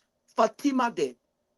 I want you to show me one video where Mariah insulted Fatima. One. I want you to show one video where Mariah left the issues and attacked Fatima's parents or children. One. I want you to show me one video where Mariah attacked her personally. Zero. Fatima has done the total opposite. She insulted Mariah's mother, Mariah's parents. She did that. Mariah did not respond insulting her parents. She focused on the issue. Now, if you go and you cite a written apology at the second hearing to say, listen, I apologize to those who have been critical of me, and I should conduct myself better. And 24 hours later, after you are confirmed, you get back on video. It's a lack of emotional control. That's who she is. When people tell you who they are multiple times, don't say it's a mistake. This is not a mistake. You can't apologize multiple times for the same things and you continue to do the same thing. It's not a mistake. It's intentional. So what Fatima said, she meant them. So I don't think there should be a kumbaya. I think we should start holding ourselves accountable here. When you go out there, Liberia is becoming a very, very despicable environment, especially politics, where people make unfounded claims, right? People defame people's character and make statements that they can't prove, they don't have facts on. I think it's about time that we start holding people accountable. So if I was Mariah, I would take Fatima to court. Let Fatima produce the evidences per her allegations. If you said someone slept with this person for great, you should prove that in court. If she can't prove it in court, then she should pay defamation fees. I think that's what should happen. That's the greatest lesson we should learn here. That people should not People should be able to control their emotions. You can't just go out there and say outlandish things about people because you're mad and because you feel a certain type of way. Our people are very gullible. People who don't know better will believe. If I came and I said Sylvester stole the car that he was driving and he's running around Monrovia bluffing with it, people could believe that. If I said that the Peabody is a criminal and he's collecting money and he's not doing what he's supposed to do with the money collected for his nonprofit, people could believe that. If you said someone slept with someone and you don't have the facts, you should not say that, period. So Fatima is in the wrong yet, folks. Let's not compare orange and apples. If you want to attack me, focus on the issue. Focus on the issue. Bring forth evidences that I doctor or alter my own academic record. Let's talk about that. Let's talk about me lying under oath, me lying about something, me lying about my age. Whatever information, talk about that. And I'll close on this note. There was a post Mariah posted recently today about her kid. Someone on that post was talking about, and I think they were trying to appease Mariah, and they responded, "Oh, the apology in chief, something about the apology in chief. When was the last time her child, came home with that kind of grade?" Mariah responded, said, "No, we're not going to do that. We're not going to involve people's children. That's class. That's grace." Minister Sarah Beslow got the worst criticism. People came after her. People talk about her experience. What did you see that woman do? She never once came on social media going all over the place, insulting people and making these claims. She handled it with like class and grace. And what she's done, she allowed her work to prove her critics wrong. That's class. That's who Sarah Beslow is. You don't have to ask questions about that. We can't say the same about Fatima. So Mariah should teach her a lesson. Don't insult her. Don't attack her kids. And that's not who Mariah is. She's strong on the issue. She's always been about the issue. We have to focus on the issue. Let's talk about the policies, the issues, the inconsistencies. We can be attacking people and saying things that are not factual. You got proof that a woman slept with somebody. This is a married woman. You speak about my wife like that, I will sue your butt. You can't do that. That's defamation. You cannot do that. So know that the Peabody, after they go to court, after Mariah sued her, and she can't provide the evidences, she paid Mariah $4 million. Okay? She needs to do that. After they've done that, then we can come to the table and say, you know what? You've learned your lessons. Don't do that to another person. The saddest part about all of this is young women are watching. What example are these public officials? I mean, if you're going to fight and do all of this for a deputy minister position that you're getting paid less than $3,000, I mean, what else can you fight for? And this insinuation that because you're the president's daughter, so you are above the law, it's not a good mindset for our people. It's not. This is ridiculous. So Mariah should teach her a lesson. And no, Mariah is not Fatima because Mariah has class, Mariah has grace, and she's proved that. Fatima does not. Thank you, ladies and gentlemen. Tomorrow is Friday. It's a day set aside tomorrow. We're bringing folks in the cybersecurity arena, experts. One include the president of the Cybersecurity Technical School in Liberia. Let me look at his name. And Dr. Peabody, I think Telvi is backstage. You don't want to bring...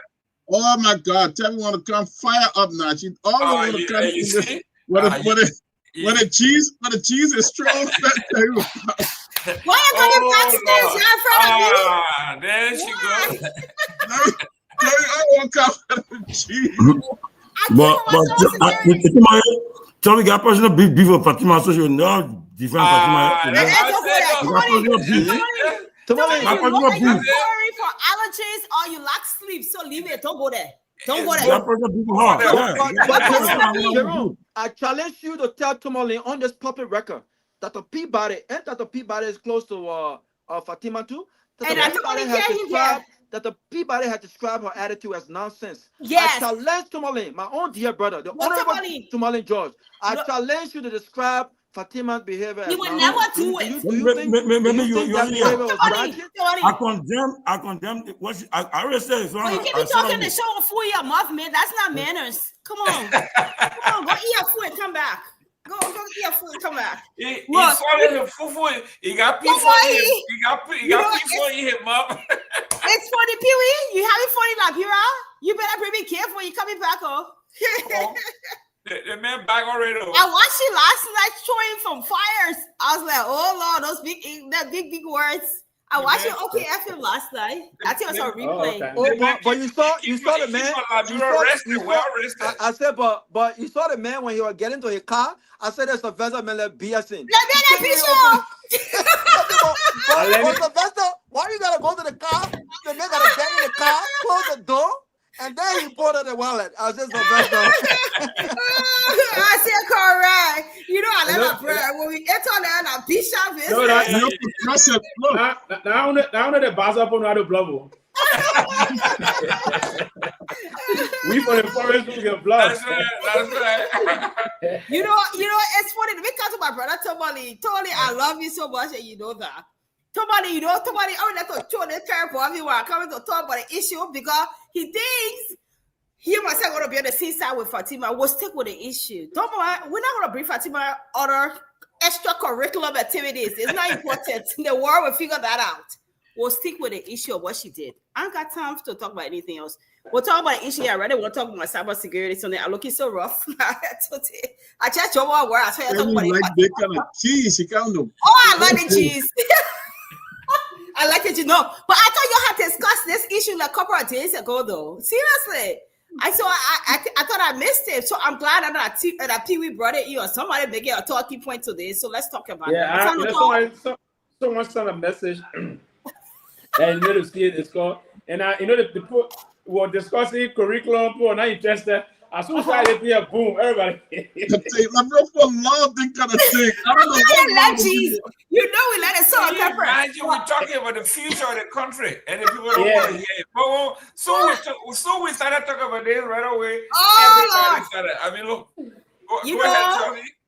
And man, tell you are never going to come on. I'm not sure Rouse are going to come on. No. I was making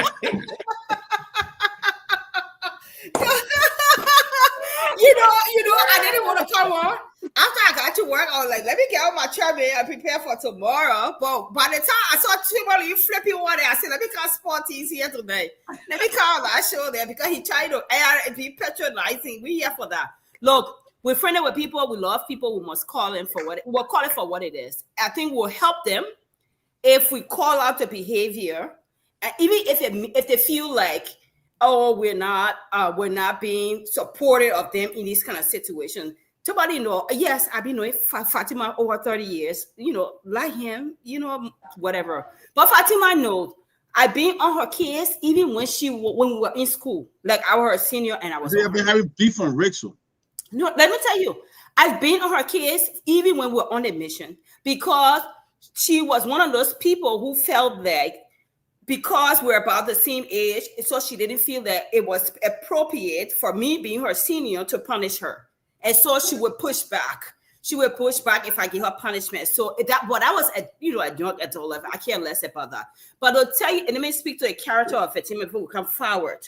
When her husband... You just send her in the bathroom to clean the bathroom?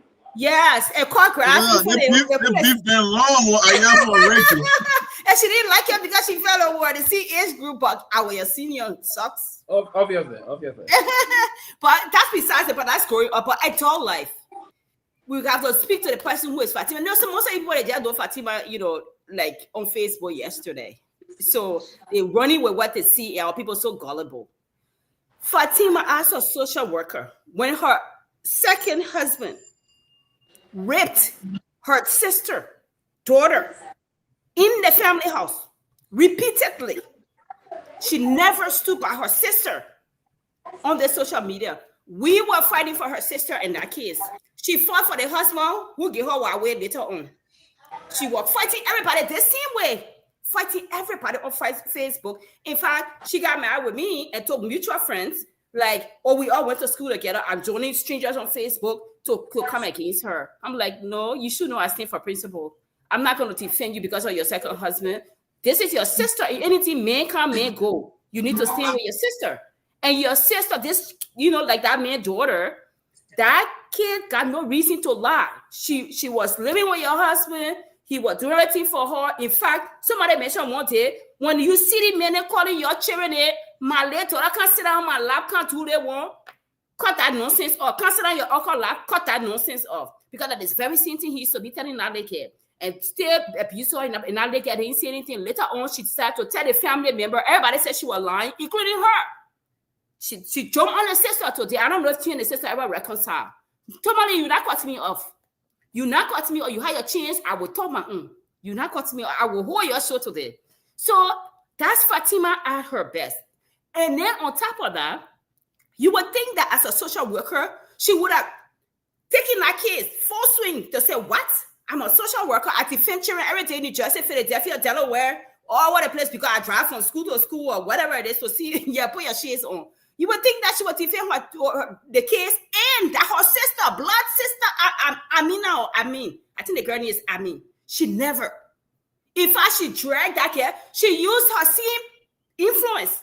But then we all knew Pisota. Pisota, you know, we all grew up with the same age group of girls. Until I started PTCDC, John then Pito began to level business. But Pisota all were cool. She used that same influence again. Bypass her way to Pito. And I hold that whole thing, that whole case, and the whole government, everything. So Fatima's been on this journey for a very long time. Now let's fast forward. People talking about competency. There's no doubt that Fatima didn't go to school. I mean that she went to school. Nobody doubting that. Is she qualified for the role? No, because as somebody who audits, who used to be audit before, who look at credentials of people who in those capacity here, she's come nowhere close. Those are engineers. Sound people, many years of experience with those kind of things. They're not Fatima's social work. But in Liberia, I realized anything goes.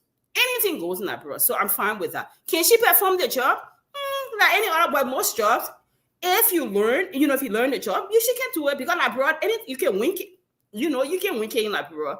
But will she be successful performing that job in America? No. First of all, they will not even let her go to the second round of the interview. She will not. Because she's not qualified. Her resume, they were just going to look at it, dump it. And she knows that. But besides that, you got the job. You look at the way you got the job. When you lie. And, I read her stuff yesterday. I didn't want to get ready to be bothered with her stuff because I was based on my work. If Fatima so will be beating the old drum here for 2 weeks. I say at this point, I knew they were going to confirm her because Liberia stands for nothing. The senator, whoever, they all compromised. So I didn't expect anything otherwise. It's not because Bweka told her to shut up. And yet people talking about Fatima said Bweka told her to shut up. Bweka did not tell her that. She's lying. This girl lied for tea, breakfast, and dinner. Fatima tell you, hello, you look outside and check if it's really raining or the sun is shining. Fatima lies. Like, for nothing. Like, nothing. Some people just habitual liars. That's Fatima. Like, lie for nothing. So, she said, Bweka said she should be quiet. Even if Bweka told you to be quiet, logically, shouldn't you be quiet after the mess that you did? You lied. You didn't even lie at the Senate. You lied on your scene class reloaded. You lied there again twice. And you said yes. When Dwani was trying to stage you to clean up the mess that you did at the Capitol building, you said yes. Didn't go check. I got a minor in social work and a minor in urban development. And I'm sitting here, I said, why they get lying? The curriculum is public information. It's on the school institute website and the other school. Why is Fatima lying? I'm a social worker. Take me as I am. I can deliver if given the opportunity. That's what she should have said. I'm a smart woman. I'm a fast learner. If given the opportunity, I can deliver. And if I have questions, I will rely on the experience of people who are here or who have been here. That's enough. Guess what? If you don't hire me, it's your loss. I will go back to America. I will have so many opportunities because guess what? I've paid my dues in America. I got my student loan. I got my experience. Somebody will hire me. Somebody will take that risk. So it's your loss. But to lie and lie consistently and you come back, they done write up this ChatGPT apology for you that since you're not even from your heart sincere, you can't regurgitate the thing. And then less than 6 hours later, you show your true self again. Less than 6 hours and do worse. You come to, talk about Myean Pa. We born for Myean Pa. You're not even acting as somebody who is born for Myean Pa and coming from a home. Fatima, you have not. And you have never been that way. You always are ratchet. You want to talk about, I'm not going there to Martinko people because my best friend is Martinko. From race days, we've been friends since 8th grade. So we're not going there, Martinko. You own your own thing with the Martinko thing. You just the Allah among the Martinko people. Just a complete Allah. With everything from the lying to the drinking to everything is just Allah. You lie, I'm talking about people with Myean pie. We from Myean pie and the born. What does that have to do with it? I'm here to solve the problem here. Look at you. I'm not solving the problem. I'm putting fire inside because Jahashi got her supporter. And for today, when I will talk for Mariah. I don't know Mariah. That maybe 1 or 2 times we kind of each other, 2023 on Focus on Liberia or SKTV. I'm not sure. But I always admire Mariah. Mariah is a brilliant young woman. She's smart. I mean, before she even went to law school, if you know somebody dumb, when they start to talk, follow the thought process, how they analyze things, how they speak. You know what a person does or not. How can Mariah be a dull person? We follow this. Her work product is not hidden. Before law school, she's writing all day. Say somebody read for her. Say why nobody wrote for her. I'm just saying, if you say somebody wrote for her, she on spoon. She used to be on spoon almost every day. She on her plate. She on her side. She's in the public. She's talking. So that people putting words in her head that she can just talk like that. That how dog people can talk. Fatima, what make you smarter than Mariah? No, you're not. I said it on my page and I say it over and over. Fatima will do what Fatima always do. Anything you see her up there, that's Fatima at her best every day. She will do it again. She will do it again. And she feels that she have leverage to do it because guess what? Her circle of friends, the people that are in that video, that if you responsible people, I count 2, 3 of them. I know all of them from growing up days in abroad, even though I never hung up with them. But I know 2, 3 of them. They now go example for her. And the same thing, even for America, Fatima's circle of friends are bad. The people say, show me your friends and I'll show you who you are. So for her to even hold herself accountable and even behave like a professional, it'd be hard for her. She will flip again because that's her nature. She come and boast and brag and lie for nothing. She will flip again. I hope Mariah take her to court for saying that Mariah bought grades in Kabina Janet. And somebody talk about cousin, and she calls, let me tell you, Fatima calls everybody uncle and cousin. 1, for her lying business. 2, I guess for the Madingo thing, everybody cousins or whatever it is. But she calls everybody, I'll bet my neck because I don't know that Kabina Janet personally, but I've been following him from a little girl. He's a family friend. That man even know about the nonsense she did. He probably heard about it after the fact. And he even approved it because that man's a professional, quiet, easygoing man. He don't even talk loosely in the public. So why would he even encourage her blood relative to talk like that? Fatima was on her own and she was just showing off. Lying all over the place. But I hope what her Mariah don't take this one of the parenting while people can say, oh, let's leave it with God. We all are parents that hit in the moment that politics. Tomalin, put your shades on good. You said that politics and what her name and Mariah went swinging at Fatima. Mariah was only dissecting what came from Fatima's mouth. She was putting it run away your glasses. She was putting it in simple English for us. We ain't got time to watch 2-hour hearing. So she broke it down 2 minutes, 5 minutes, 30 seconds, just dissecting her lies and the pattern of this woman unprofessional behavior. No, in fact, and Mariah is not a government official. Yeah, she's a public figure like all of us. We are in the public space, but she's not a government official. Fatima is the one that's supposed to be at a higher standard. By government standard, whether here or in Liberia, she's supposed to be above the fray at all times. Why are we comparing Mariah with Fatima, and why we want to call Fatima 24 nonsense? But you can't even compare. You can't compare because Mariah has never insulted Fatima personally. No. Never insulted her parents. Never made these kinds of allegations against her. Mariah has been about the issue. There's nothing wrong with Fatima coming at Mariah about the issue. About the issues. Okay. Don't go personal. Okay, you call me Mariah. For other people because I know. I will finish it. I finish. I want to blowing it up. No, but I will put people there because you're patronizing. Only Robert talking the truth. Blow it off. No, I'll be done with it. She talked about Mariah being here over and over. You describing Mariah physique. What if Mariah goes there for your own body? I'm saying that. I'm not saying that here. But what if Mariah goes there for your body parts? No, we're not. We gotta be careful and stick to the issue. We need to stick with the issue. And I know somebody probably got her on his speakerphone because he'll be tagging it secretly to call her fake page to be washing. Don't tell her. I hope you advise your kid. When you eat glass house and somebody not drag you in their friendship, you better warn Fatima. When you eat glass house, you don't throw stones. Her list long from here to Jamaica. She better cool down because when the children start bringing her laundry outside, I saw somebody laundry. Okay. Tell me that enough. When they start bringing her laundry outside, that will be shit for her. And you all know, we all know. She must cool down. So I feel let me go to my cyber security reason I came here for. No, hold on, Jeffy. We'll go at the cyber security. That'll be bad. You want to say something? But Tomalin, I like your shares, my man. You put shares on my force. the honorable my eyes hurting me. That's why you see.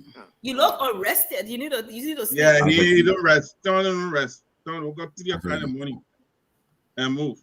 He does not rest. Oh, that's not cool. Your body showing that. Yeah, somebody don't rest at all. No. Anyway, I told you to talk about my announcement for my cybersecurity show tomorrow. No, we got a show tomorrow. No, but let me say, Peabody, you said it right when you ended the thing. If people making noise, at the end of the day, the two women will be and doing it. The peace pipe will be smoked, and people will say, oh. Look, Somebody, some things are irreparable. Let me tell you something. Some things are irreparable. My dear, if that was the case, whoever thought that Mariah all go by on spoon, Costa all go by on spoon. But they didn't insult her parents. They didn't insult her parents though.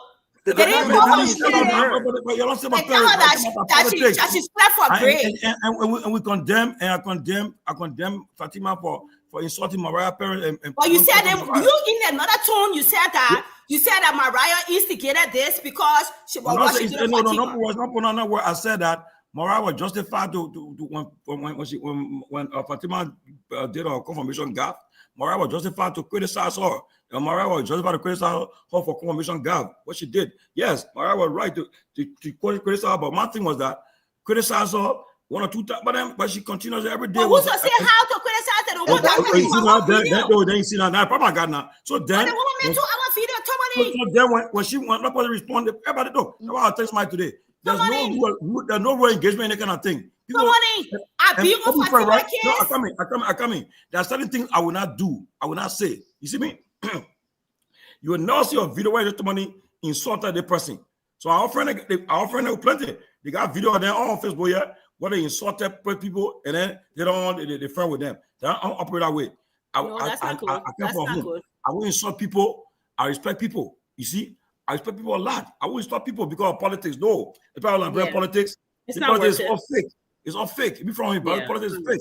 And I see most of the people on Facebook that fight for each other, and I see that too. You'll be surprised. The politicians and they can meet. They have meetings there. They talk together frequently. They talk, But again, they'll go to the extent where they want to take it personal and fight the proxy war. And I repeat, Fatima was wrong for insulting Mariah, especially invoking her parents into it and going personal. I told her she was wrong. And besides that, the video was wrong. And I said, if Burger had the political will, he would have fired her for that. I heard you say that. Yeah. So, but that's what she told you. That stupid ChatGPT letter all over the place. Let me tell you something. She needs to call. That ChatGPT letter, she passed it over, throwing it all over the place. She's not sincerely sorry. And let me end up about it.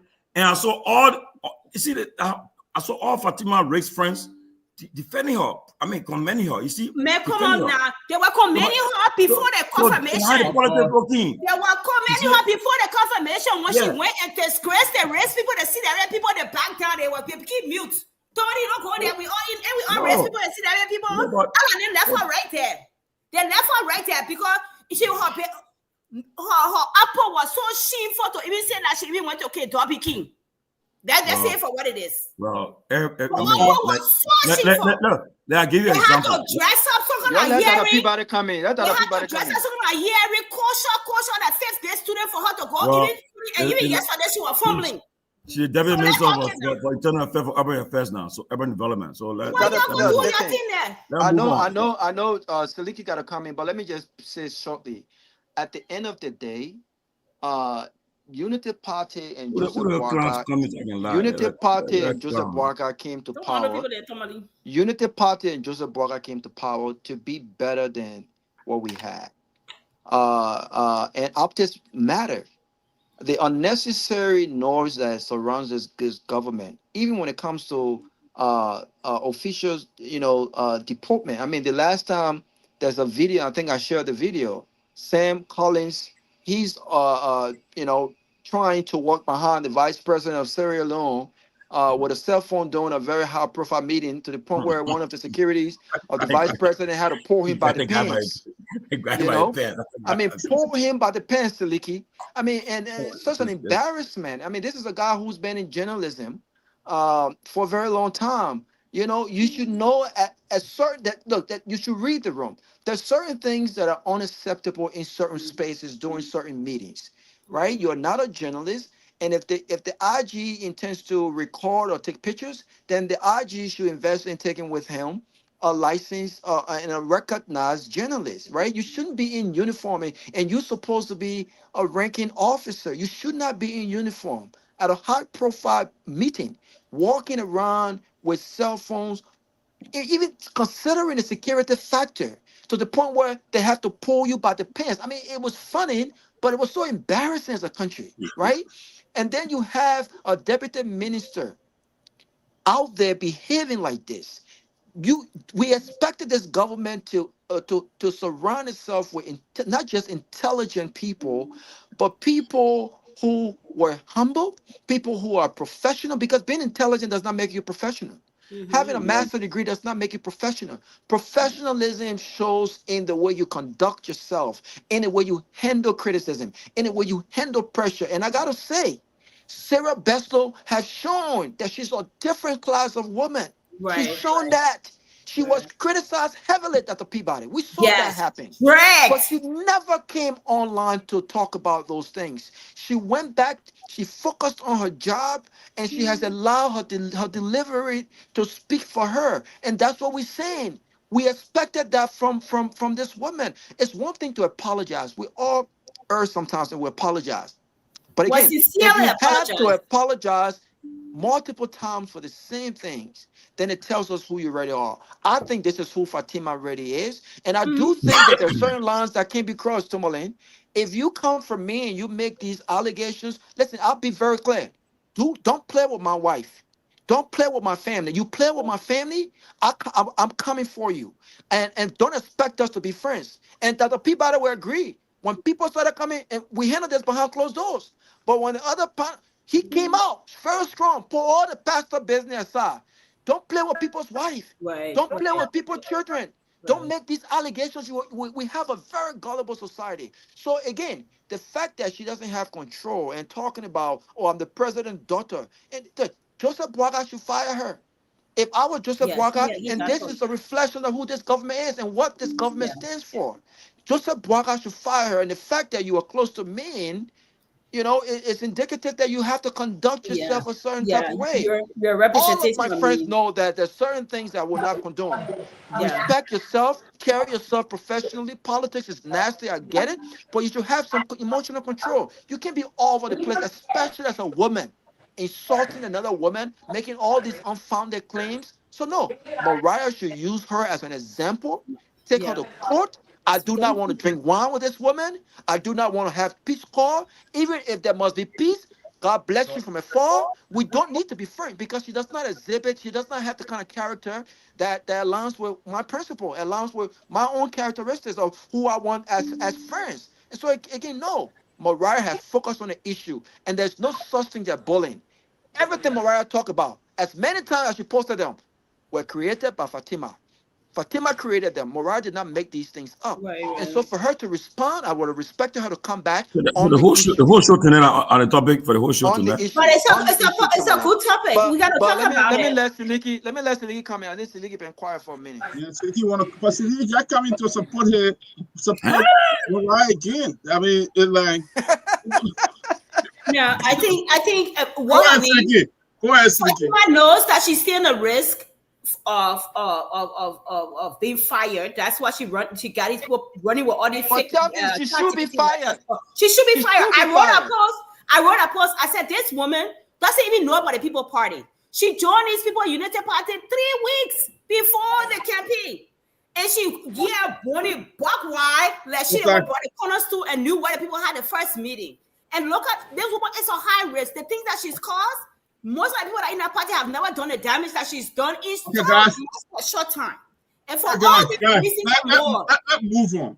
They need to fire her. But before we move on, before we move on, I want to hear Sylvester and Seleke. I ain't hear Sylvester yet. Yeah, that's Sylvester. I will end on this. She needs to call Mariah personally and apologize. No peace fight. No. The apology letter that came out. No. The apology letter that came out did not. You added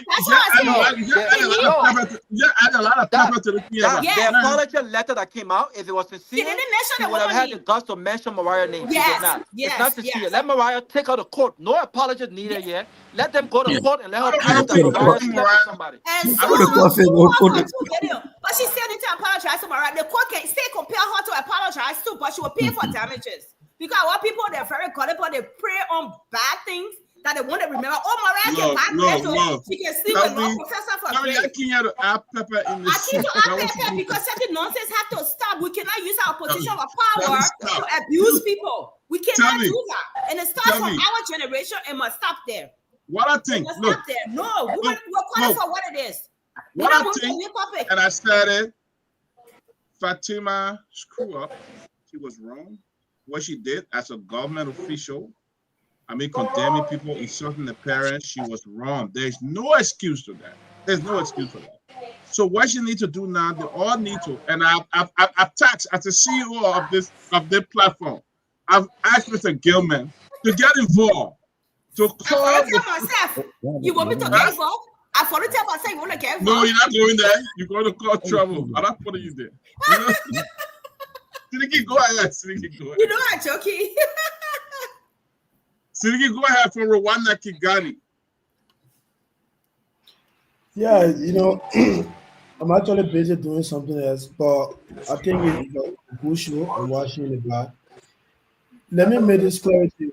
Fatima is not a Mandingo girl. She got her child. She came out of me. So people trying to, I'm glad that you say you know her. She don't lie too much. She says she's a Mandingo girl, So what I feel like she tried to mix the religion with the tribe. She wanted to say, we Muslims got married before getting a child. She tried to mix that with the tribe. And then she mistakenly called Mandingo. But she's not a Mandingo. So she lied about the tribe again? Yeah. People keep saying, the Mandingo people, no. She got a trap. She came out of Pommy. I don't know where it is, but she's in the Western. But I'm told her mother is Mandingo. Her mom, one of her parents Mandingo though. She can't even speak Mandingo. That's the first. Yeah, but she can speak Mandingo though. I went to school with a woman now. She can speak Mandingo. So Seleke, just lie that she can be Mandingo. I know Fatima. She can speak Mandingo. Just lie that she can be Mandingo. She can speak Mandingo. That why I will not lie about it. She can speak Mandingo. It may not be good Mandingo. Seleke, why you lying for yourself? It may not be good Mandingo. She's not a Mandingo. And one of her parents, either her dad is, or her mom fired or something, but one of her parents, Mandingo, they are. Yeah, but I know that she's not a Mandingo girl. I know whatever. No Mandingo person will be causing people for job. One of your parents. I tell you that that's a fact. I mean, her character doesn't represent the Mandingo people because my best friend is Mandingo and she doesn't even do some of the things Fatima can do. Fatima is desperate. I started observing her when she was on the MCC board. She will go to the mayor office, go live. The mayor even won't be on live. She will go there. The mayor is doing well, trying to see all kind of confused things on Facebook. right in the main office. They're having a private meetings. She's on Facebook Live. You know, President Baka is doing well. The major is trying to send people abroad to scholarship, all that kind of stuff. Wow. So I know who she is. You know, and these are the same people who said they were making hundreds and thousands of dollars in the U.S.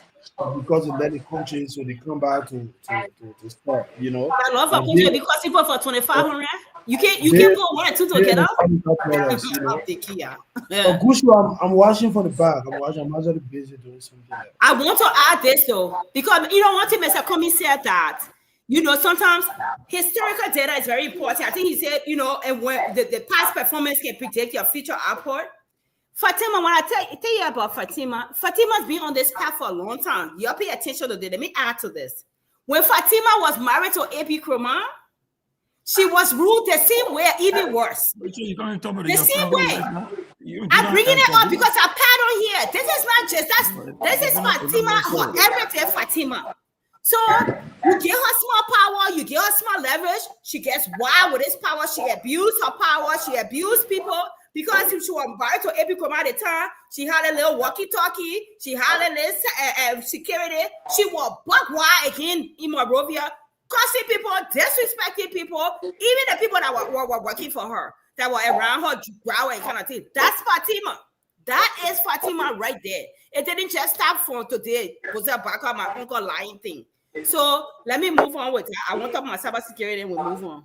Yeah, let's talk about too many you attended before we go to cybersecurity. Too many you attended a hearing today at the Capitol building. Can you tell us about that? Well, I'll tell you. Somebody got in the background. Somebody got radio. Seleke, like you.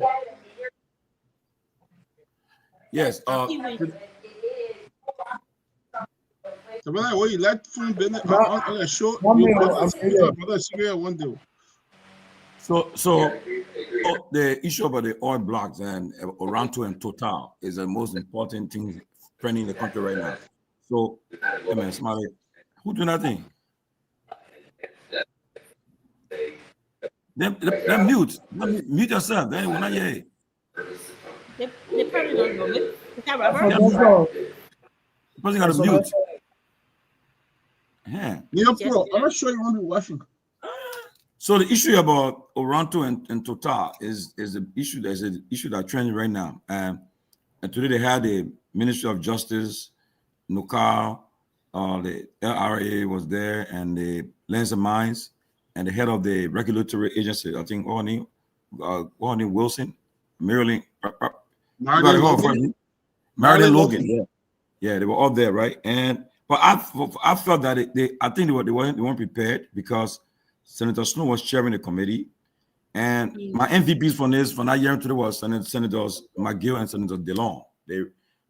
Because when they asked the question about Oranto origin and whether they had office in Liberia, people couldn't even answer the question. The accent is, according to Deputy Minister for Economic Affairs for Justice, my own big brother, Charles Kamara, the accent said the agreement was signed in Paris. But then the documents that they don't have in hand was President Baga's signature wasn't on it. So he said, but you said the document had been signed by the president and the council legislature for ratification. How can we ratify this document when the president's signature is not on it? They couldn't even find the signature page. It was very, very embarrassing. So, and even when they asked the question, listen, my gay asked, where are the all blacks located? Where? Where are you located? Where counties and so forth? They couldn't answer that question. And it was embarrassing, honestly. And I was like, people came unprepared. So when they don't ask them, he said, look, Mr. Chair, they have to put this thing, these signed documents, signed contracts, send it to us, but we cannot vote on this thing until we have a signed copy from the executive to the legislature. So, and these are important things, the issue about Oranto, and because another senator, McGill was talking about this guy the same Oranto guy who allegedly flipped 200 million, the first all blacks flip it and get 200 million out of it, and Liberia got nothing from it. And they were saying, well, we don't want to go through the same thing that happened before. But the witnesses who were there from the various agencies, I was disappointed that they could not even answer most of the questions. And in fact, I would say this, and the Snow kept on I would say he was shooting the lady from the regulatory agency. He's trying to ask a question. He was saying, just the minister, can you please answer the question? Just like that, And I observed that. But hopefully they will reschedule. I'm sure they reschedule that hearing because most of the senators didn't have the time to answer question them. But issue about that oil is very important for the country, and everybody was saying. Liberian people were watching, and to listen to what we saw today. It was just unbelievable, and hopefully they can do the due diligence, really go through that document before they ratify it. If you ratify that document and the oil blocks is come back in motion again, people will complain again, and the country will not benefit. Our country is so we can benefit from it. We can become a country that envy of our peers if they really find the commercial oil in our country, which is people believe is there according to the data. Hopefully, especially in my county, Riverside, my father's county. Hopefully, they find it. I'll be happy. We'll definitely have to go and relocate the Riverside and make sure that our people benefit from it because our country needs this kind of that investment. But Peabody and my fellow panelists are very disappointed today with those who were there from the government, the executive branch, with the legislature. They did not come prepared. Hopefully, they will come prepared. Tomalin, they said if Christmas would be good, we would know from the Eve, right? If Christmas Eve come, your mind take it to go shopping to buy you new pants, new shirt yet. You ain't see them cleaning the chicken. You ain't see them, back in the day, they used to get the cassava rice and we had to take the black stuff out, even though I was young. But if you ain't see them doing any of those things, how excited are you for Christmas? I mean, the idea of us, Liberia benefiting from potential drilling of oil, great, is welcoming, right? But how much or what have Liberia benefited so far from all of the oil blocks that have been sold? Local has made millions of dollars so far. Those lawmakers are aware of it. How much have Liberians benefited so far from all of the oil blocks that have been sold? They've made money. And so the idea there's never been a question about Liberia natural resources and its minerals. Never. The question has always been the mismanagement of it. That's the question. And so why it is true that I'm excited about any possibility of Liberia benefiting from drilling of oil in Liberia, if we still have the same negotiators, if we still have the same decision makers at the table deciding what we do with that money, deciding the percentage of what goes into investment, I'm afraid to break this bad news that I doubt that Liberia will benefit anything because it has been proven that these guys don't care about investing Liberia's resources in Liberia. They care about their own pockets. They care about the cars they drive. Look at the budget. Forget about any potential sales from oil drilling in Liberia.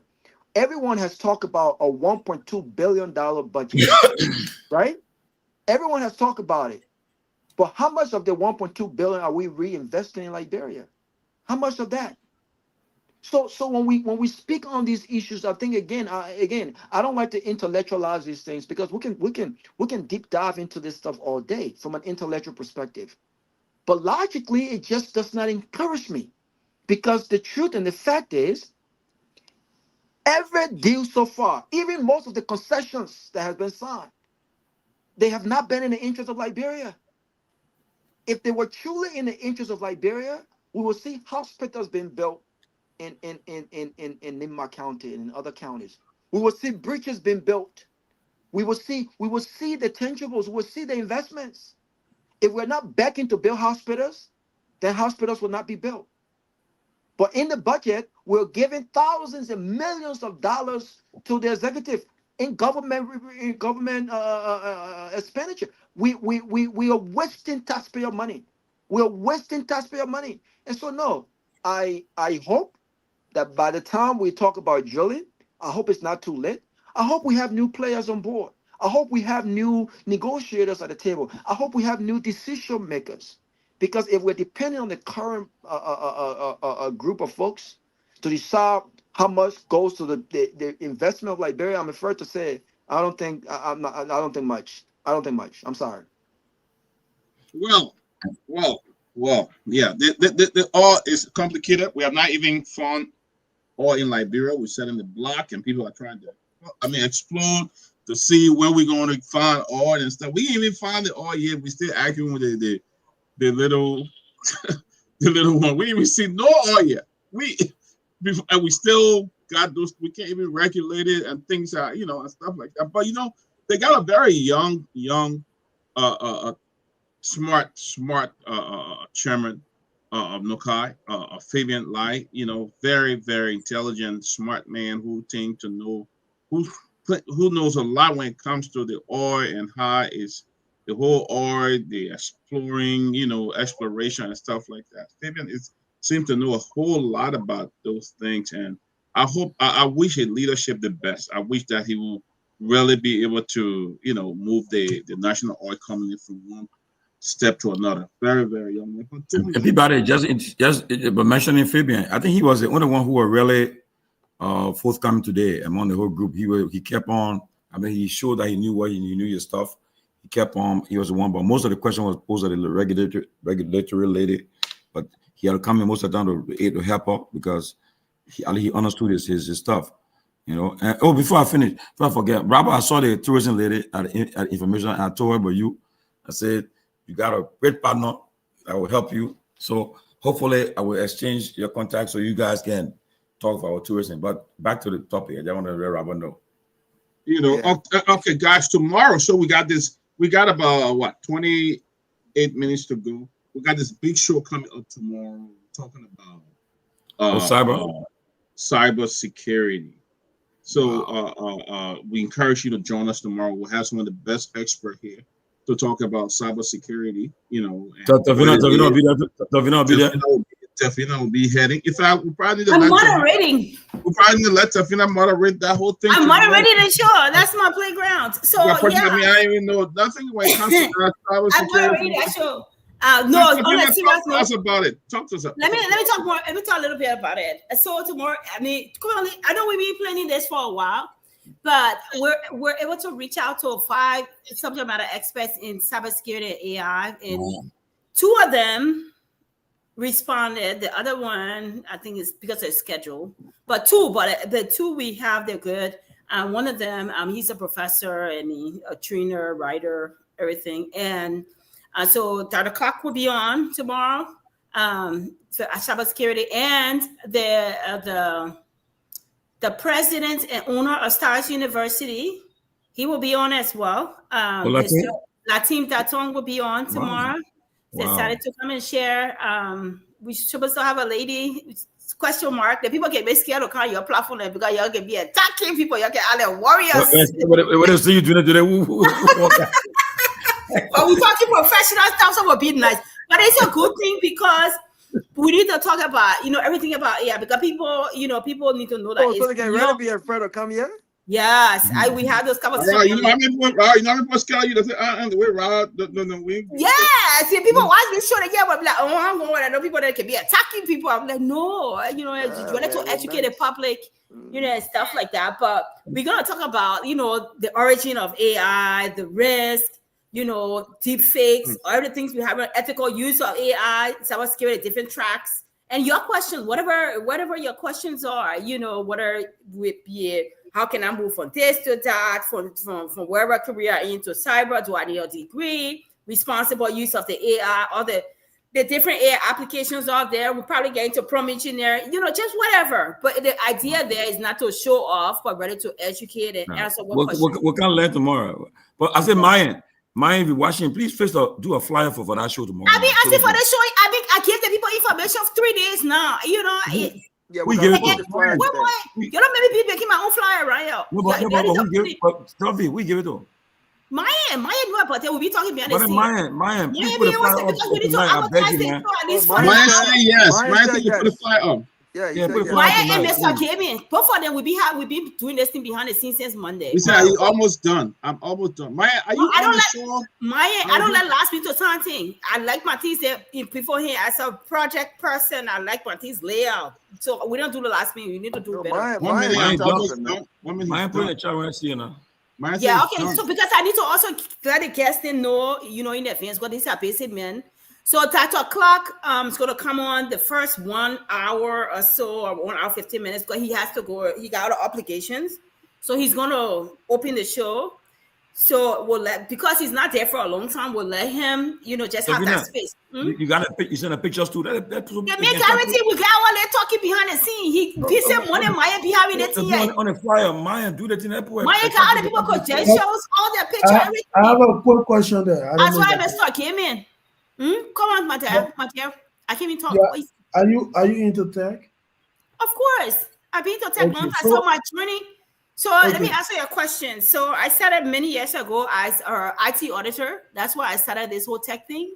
And then later on, I migrated to cybersecurity. So I have a second master's in cybersecurity. And then I have a graduate certificate in data privacy. So yes, that's my space.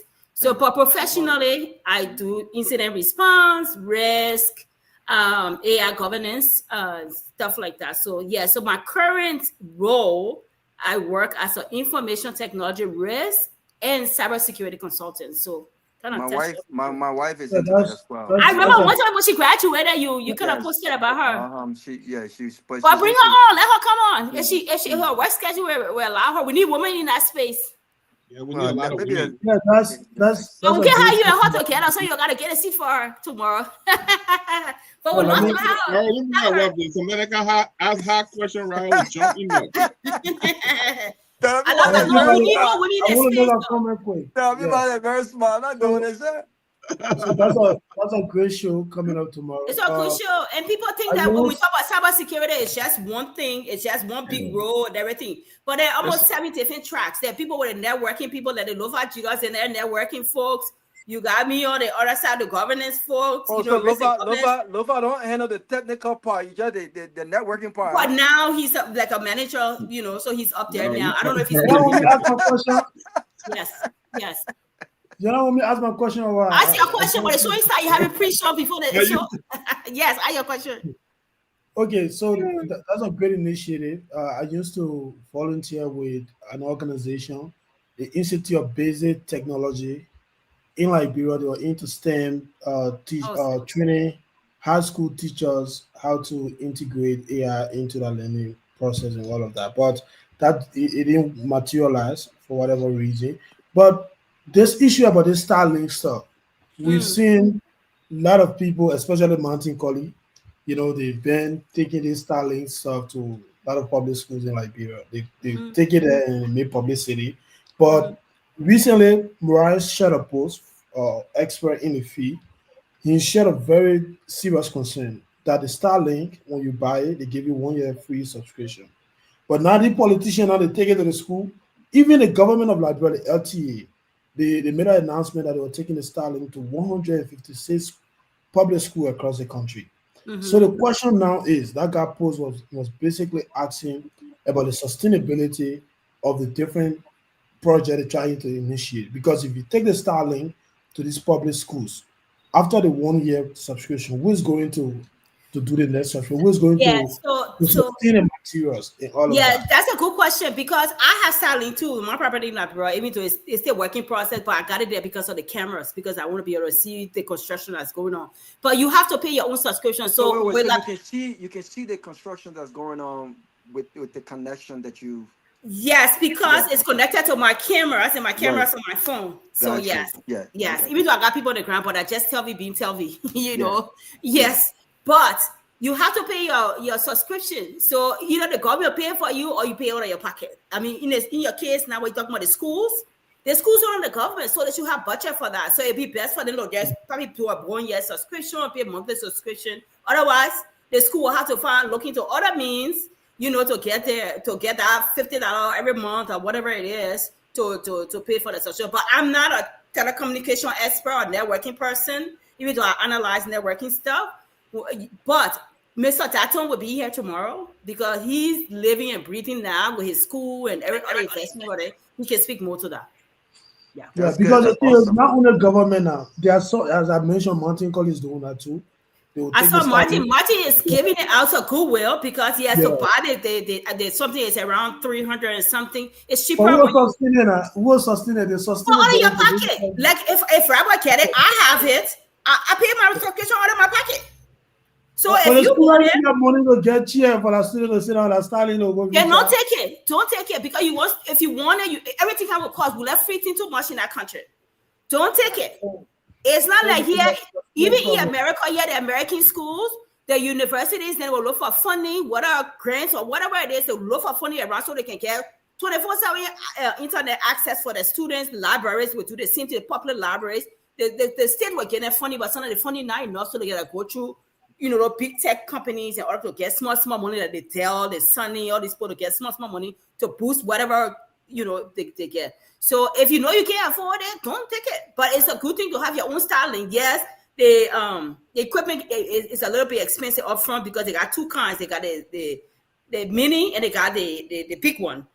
I got the big one because the mini will not be able to support if you're doing so many things. Like, Robert, you got your house, or Tomalin, or you got your house, you got, for me, I left my cameras in the beach at the street, like I must see 24/7 all around, you got all these cameras and all these things running. Yeah, because I like the big one. It may be a little bit much, but it's better.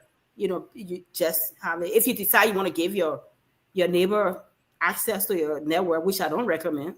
Yeah, it's very risky to do that. You don't, because you're giving that part of you. Yeah. Wow, we look forward to the show tomorrow, man. we'll be listening. I'll be like, you come. Let's all do it. Let's make it a friendly ground for them so they can continue to come. Because I tell people, they're very. I tell my wife all the time, they're very dangerous. I mean, the things they can do, the things they can see. Yes, man, I'm telling you. The last time my phone was ringing, and then I heard something ringing in the living room. So I'm like, what the heck is ringing? So I wasn't sure. So it rang again. As my phone is ringing, the iPad is ringing. I'm like, yo, what's going on? Come to find out, my wife, for some type of way, got my messenger connected on the iPad. That's not even connected to me. A complete copy of the whole phone. So I'm like, golly. Yeah, but smart people. That's interesting, And then the danger, especially, I really want to come up because I really wanted to talk about the dangers that, we got the good side of the AI, but the dangerous part where even the kids now using the AI because how can I commit suicide? And AI will spit step by step how to commit suicide. And they go and buy all these things to commit suicide. So it got a good and a bad side. Just to really? So do they respond to every question? It can be regulated, but they're working on it. But I mean, there are so many articles out there where children are using AI to commit suicide. And even the bad people using it for other things. Not the children, but even the adults using it. Some people, when you see some of these videos, you see that people would say that when you find out how did I try to commit suicide, I just put in AI and I tell AI, I want to do this. And then the AI just spit back what I need to do and what I need to buy. Is that a way law enforcement can track questions? It's almost like absolutely. Right? So they're okay. Absolutely. And absolutely. They're aware of these things. There are a lot of lawsuits about it too. And that's what comes to the whole responsible use of the AI, the ethical use of the AI. But maybe Dr. Clark will get into it because he's on a PhD level and he's teaching it, living it, and all of that. I know a little bit of it, because I read a lot about it. And I mean, on the governance side, but they're the experts. For me, I would suggest your team when they come tomorrow, they can talk about the positive use of AI because you are speaking to a Liberian.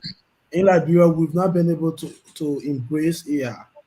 For what you're talking about there, where people go to AI and kind of use it to commit suicide, mostly you see that happening in the Western countries. But for a country like Liberia, we first have to embrace it and know the positive impact of AI instead of just coming to bring negative information. No, but who told you to just come to talk about that's true. No, that's not the conversation. But because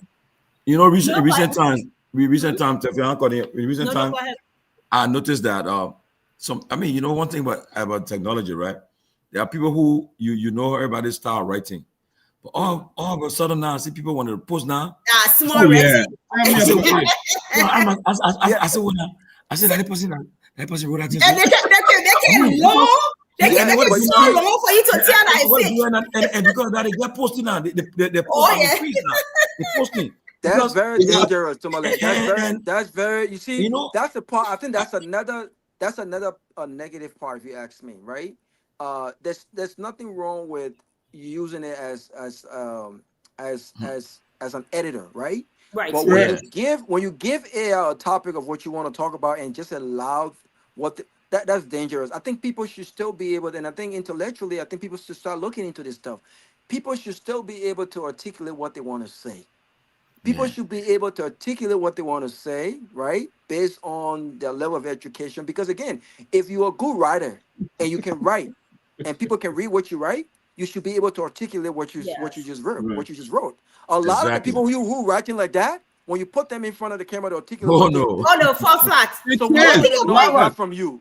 What they think about it with the AI, to your point, Robert, the AI, you know how you hear when we say garbage in, garbage out? The AI only give you what you put in there. So it's all about prompt engineering. So even at that, the people always tell you, when you put something to AI, you need to proofread what you put there. You got to edit it. Make it sound human. Make it sound like you giving your character, giving your personality. For someone there, so now the AI spit it to a 10. Shoot. Paste. Paste. Somebody posted one time, right? And we're using ChatGPT. And then the thing said, oh, if you want me to add father, please. And then he didn't even know he put that. You better journalism. Oh, he's a journalist? Oh, that's shameful. But you know, Sidiki. Guys, I got 2 early morning funerals tomorrow. I know. The way you left funeral business. Oh, but yeah, Sidiki, 14 minutes. Just stay with I understand what you're saying. Just 14 more minutes, man. 14 more minutes. Take one for the team. Take a few minutes for the team. But Sidiki, But you go, 1 second, yeah. But Tomalin, man, I'm disappointed, yo. I mean, today is Thursday. Why are you in the house, my man? Sylvester in the house the last time. I mean, I can't do that thing you be doing. When I ain't like, bro, I be outside. I don't be in the house like that. No. I mean, like people were together on Saturday night. We hang on. We just go. I mean, you know, but again, I don't be in house like that. But me tell you now. So tonight on 19th Street, tonight, what they call Parliament out there. One guy just started. Everybody saying that quietly. Call him a new. He said, I want to Tomalin job on spoon, closing argument. They're talking. And I look around saying, there's something they play that they play all the politicians go and they play dominated by you people. I mean, I get from easily. I get great from there. What I can jog on me, what I would do. But Sidiki, what I was saying to you is that you can't, when you're talking about, IT or talking about AI, whatever it is, you can't just talk about one side of it. You got to talk about the good and the bad side. So, but we're not going to drive the conversation. They're going to answer what they need to answer, what questions, we feel we wanted to discuss. But it's a good thing for you to talk about the bad use, because that's the unethical use. That's the irresponsible use of the AI. So it serves as a warning. Like, don't use it to monitor your children, even with AI. We have to talk about those things. We're not going to talk about, we use the AI just to edit our work, or we use the AI just to do funny faces people be doing, or wearing army clothes, or showing picture with gun. There are good side to AI. We're using AI at work. Most of our jobs that we're using AI, but people think that our culture, they think that to use AI, I mean, you dull and you so incompetent, and use the application. That's why it's there to make your life easier. I use it to learn. Ask a question. If I'm struggling for something, I don't need to go open 10 Google to go look for it. I can put in AI and say, hey, teach me how to, give me steps on how to bake a pound cake. AI will give me the steps, and I read it, and I go get the ingredients, and I bake it. Those days, I have to go to YouTube, Yeah. So that's what it's there for. There's good side to it and there's bad side to it, So in anything we always them now. Some of the poor who couldn't post before, when they post one time. Small posting, it can be launched and a dissertation. That's not good thing, because it would eventually expose you. Yes, exactly. Exactly. The person posted, and they forgot. I asked them, would you like me to make it Would you like me longer? to make it longer? And And the to poster all up to the ball. I said, oh, that's you shameful. gotta go back and move that. That is so shameful. It was too late. Somebody grabbed that screenshot. It was too shameful. It was too late. That's crazy. Look, I laughed. I just said, what is wrong with these people? But you know, my man, just before we close, I understand the judge were threatening to arrest some of the jurors there who never show up for the court in the arson case today. Anybody get that news? Too many. You know the judge is going to threaten to arrest some of them who were selected and they have not shown up at all. What's going on? Yeah, the jurors in the arson case. I mean, how can you put your name down to be a juror? Then you're not showing up for them to go through the case. Yeah, because the system is flawed, Tomalin. One of the jurors said they didn't have copy. So what the judge gonna do? How they gonna? You put them somewhere and put them somewhere. But if they don't have copy, they don't have copy. Number one, number two, they're requiring the jurors to go to the houses every day. I mean, come on. Either you have the tools to implement this kind of system, or you don't have it at all. You want people to. You're not paying the people. They already don't have jobs, but you're not paying them to do this stuff, right? No, I think they don't pay the juror like pay the juror like bro. They'll get them juror duty, right? No, there's nothing on paper that guarantee. Some of them even have food to eat. But then how would the people go decide case? Yeah, how you want to put a go? So the conversation they're having right now is like, what are you gonna do? Oh, one of the jurors said, I don't have copy. How am I gonna? And they live all the way in Ghanarsville. I don't have copy. So what are you gonna do? And tomorrow I'm not gonna have copy again. Case. You need to put them in a hotel and let them. There you go. Yes, but you see, they're gonna act like they ain't got money, but they want to tell people the people are hungry. Why are you going? And they can, and there's no way you can say, oh well, let's look and pick someone who got car that can come here every day. They ain't gotta worry about money. They don't care about that. No, it doesn't work that way. These people are randomly picked. They go through the interview process, whatever the case is, but you have to provide for them. Get them a hotel, feed them 3 times a day, for whatever length of time. They're not trying to do that, but you're going to, they can't arrest someone because they got car pay to go pay. Someone said they should take the bus. I saw one of the buses today, a video of one of the buses, and it was kind of leaning a little bit. I'm like, but why is the bus? No. I'll come in. I don't know whether that's a rule, but on the bus that I was driving. No, it's not the roll. All the other car wasn't leaning. That's the road, man. The bus was leaning. So I think that's a rule. So someone said those are the used buses in Dubai, and a lot of those buses are in Dubai at the airport. And they said the president bought it, and they took it to China to get it printed, and they said. But I didn't brought buses for the ease of transportation. Even when that bus was rolling, that thing was having news. So everybody But the bus is leaning one side on the road. Leaning. I think that's a roll. No, somebody wrong with the roll. So why the car wasn't leaning? Why was the car not leaning? The car is well grounded. But that bus, So I think when I saw the bus, the people were sitting on one side of the bus. They're sitting on one side. I saw the bus lean. Tomalin, I'm looking for security, man. I'm looking for security. I'm doing interview for security. I want one security. For what? For me. Oh no, but I got the guy that do it. No, you guys, the thing about the agency, they are not confident. It's hard. Robert, the guy, I've been with the guy since 2020. The guy, I want someone that I can trust. That I can, but I'm looking for security. I'm not moving. Body and soul bad. I'm a man. Oh, I met with me all the time. But if you hear anything, please, I don't mind paying monthly. But I need a security. You've been like bro for how long? No, it doesn't matter if I'm in Liberia. If that person is my security, every time they have to be with me. That's nice. Yeah. All right, gentlemen. Good show tonight, man. You had to do our closing. Toby, I gotta go get ready for the funeral. You know that. The funeral is important about. Yeah, but good show, people. I'm happy to be back. And look, yesterday we had a successful meeting. You back in the US? No, I'm happy to be back on the show.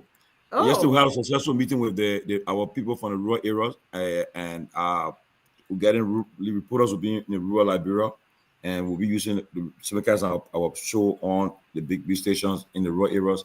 I had a successful meeting yesterday. It was very well attended, and hopefully by December or so, or late December, early January, we'll surely have people speaking live on the Liberia from the counties, the top big counties.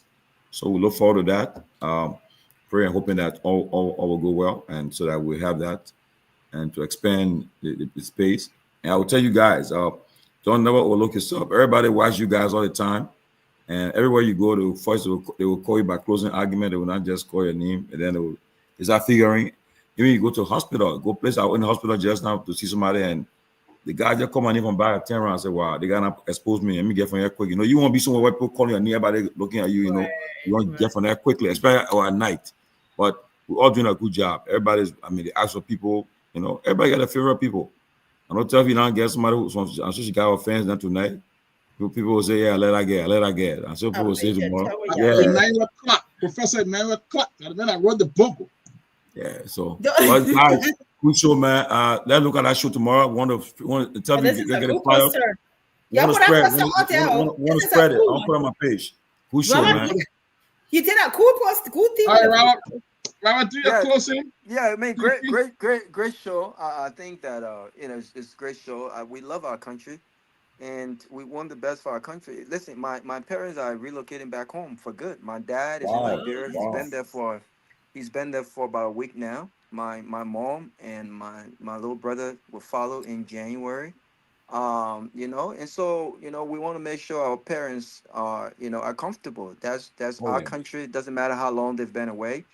We want to make sure they're comfortable. And every diaspora Liberian that relocates to Liberia, one way or the other, even if it's 0. whatever percentage, they're creating jobs because they have to hire a driver. And if they have 2-3 vehicles, or if it's a wife and a husband, it's just like America. They're not dependent on one car. So you got to have a driver for the pops. You have to have a driver for moms. You have to have, securities, AM shift and PM shift. You have to have, cooks, of course, you got to train them to cook the way, mom and dad would like it because, people got a cholesterol and stuff like that. They got health concerns and all of that stuff, right? But again, a lot of folks who want to go back home to retire, for us who have families and parents, people think about security. And that has always been my number one concern, security. You got to have a gun. You got to protect yourself. Outside of just surveillance camera, you got to have a gun, right? Because we live in an environment where everyone don't have to be the same. Everyone bank account don't have to be the same, but we have to create an environment where people can go out there, hustle for themselves. They can return home and put food on the table for their family. They can afford to send their kids to school. They don't have to have car, but at least they can afford. That's the kind of environment we have to create. And in order for us to create that environment, we have to make sure we have leaders who are thinking about the people, who are not thinking about themselves and their families and their pockets. They're thinking about reinvesting in the country. And so as we gear up for 2029, we will continue to speak the truth to power, but we're not just going to talk. We're not just going to sit on the sideline. I may not join a political party, but I will endorse a candidate. Because again, people respect our opinions, our analysis. They're looking to how we conduct ourselves, the decisions we make, and just giving a logical reason why we're supporting this person, why we think this person is the best person for the job. And so I want to see the government focus on creating an environment where all of us can enjoy ourselves, even if it's not at the same level, but at least we can afford to enjoy ourselves. So it's always great being on the closing argument. Tomalin, be safe out there. The way your man Sylvester moving, I say, yeah, Sylvester rated BS in the past few days. But man, Tomalin, why you call the security man the body and soul? Someone said the man naked name is scary. The man got body. He huge, tall. No, he tall, but he got body, chest. No. That mean will protect me when I come to Lapiro. I need 3 on him. 1 in the front, 2 on the back, 2 left and right. No, but honestly, what Robert said, right? Look, You want kind of like Liberia. Look, Liberia is the best country in the world. I'll tell you about it. Look, you come once you got money, and you can and you look. That's why it's good right now. I encourage people to invest in Liberia, build your home, make your home just like in America. Make it so everything should be in your home so that you be comfortable. You know, like right now. I mean, when you arrive in Liberia, you can't be. You won't go play your thing water and put it in the toilet. No, you won't be there. Press the button, the toilet go down. You want to put the shower on, you take a shower. You want to be in the AC with your internet. Yeah, on internet. I'll be on internet all through, all right? Yeah. You want, but it's not cheap. You got to make sure you prepare if you come Liberia. You come Liberia, you broke, forget it. You will run back to America quick because you can't be broke. Yeah, and you can't be broke. don't take no $2,000-$3,000 either, because that money gonna be gone. And again, that's why you gotta make sure you prepare. You see how Dr. Peabody? You see, I let Dr. Peabody, he go quick, 2, 3 days, 4 days. No, Peabody have been abroad 3 times this year. So that's what I'm saying. He go quick. Hours. Right back. Yeah, hours, So I would love to say a month. It's just that so much. Yeah, so much. I think. So you can do your closing quick. Yeah, I got great show. one spoon of my liquor right now. Great show. I wish Fatima all the best. But I'm just wondering if Jabate will be leading each other over there. Guess who I saw on the flight to Ghana? Where was he going? I don't know where he was going, but he's going to Japan, but he will be in Ghana for a week. After you're going to Japan for some training. I'm sorry, why are you lying? Say you're coming to show you. But we have to hold this government accountable. Just a week ago, there's a deputy minister of the foreign ministry called Myean. I think it's from Kamara. I think Brother Tomalin should know him. So he posted about the AMU University, talking about the location does not reflect a university administration thinking about innovation and all of that. So my response to him was that if the government of Liberia, especially the foreign ministry, if you can go and lobby for scam of a scholarship and bring in the president a tenor program, and all the people who apply for it, none of them get visa to go. They deny all of them. That's number one. Number two, you went and have a big celebration about visa extension. When Liberians go to the U.S. embassy, they are denied visa. Only few government officials and just very few of the population can get visa to go to the U.S. But you want to blame a university about thinking about innovation, but you're the government people, you're not doing that. You're the on the sort of level, But we got to elevate, to the extent that people like Samuel Koga, Jeremiah Kune should not even be thinking about running 2029. By the end of the day, our people again, and the people get normal. We'll not give up, as Mr. Cummins, has always said. We can't give up on Liberia. We'll continue to try. 2029 again. If there is no positive light, all of us will continue to live with the consequences. Good night from my end. It's already morning here. Can you please holler at Kehleboe? Can you please holler at Kehleboe? Comment? Please, real quick. Tell me, your closing, and then we'll be done. What can we say? No, I think I closed already. I don't know. I mean, okay. Tomorrow. All right, guys. All right, guys. Good night. Good night. Guys, have a good night. Have a good night, everybody.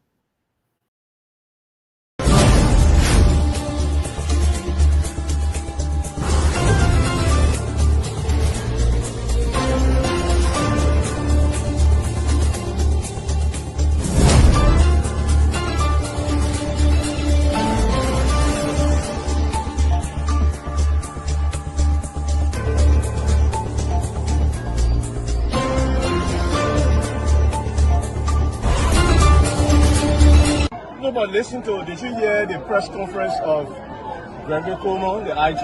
He did say that this is a highly political case, did he not? So you don't take the partisans' word for it, you take the IG's word for it. We elect on 85 irresponsible men what happened to the country. We elect on 85 irresponsible men to govern this country, not to be very irresponsible. Please place your left hand on the Bible being held by your wife, and you will kindly raise your right hand, sir, and repeat after me. All standing, please. I, Joseph Newman Boyker Sr.,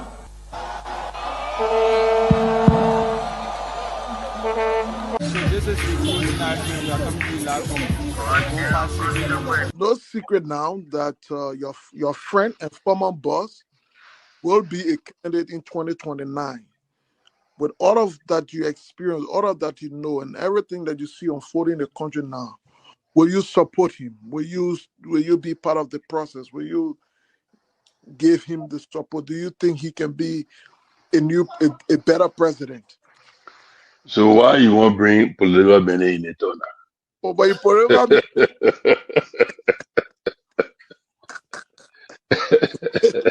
you're political man, my man. Before you go out, very active. I plead the fifth again. Okay. When 2029 come and pass, then you finally leave. Mission is completed. Now, what the rules of engagement? When the war ended, the guy said, the captain, the commander said, mission complete. There wounded out first. All men on board. So, this riot situation when it comes across it, because many times you notice that. If Charles Taylor is the problem, he will be out of here in the twinkle of an eye. And I say, let well-meaning Liberians come home. If we respect this constitution, a government formed in Accra is a violation of Article 1 of the Constitution. Let them come home. Let that government be formed in Monrovia. On the broadcast administration, we want to give the government of Liberia an ultimatum of 72 hours to provide a living ballot of the chairman of the Student Unification Party, or else there will be a catastrophic pneumonia in the Republic of Liberia. To arrest the chairman of the Student Unification Party, only because the government feel intimidated about the Vanguard Party advocacies. The government got capital road, small, road, B road, all kinds of place. I think the reason Joseph Baker will not do much because the old man, the papa is suffering. The papa loves the country, but he can't make it. The criminal there around him, they sophisticated than him. They are sophisticated criminals, so they can't make it.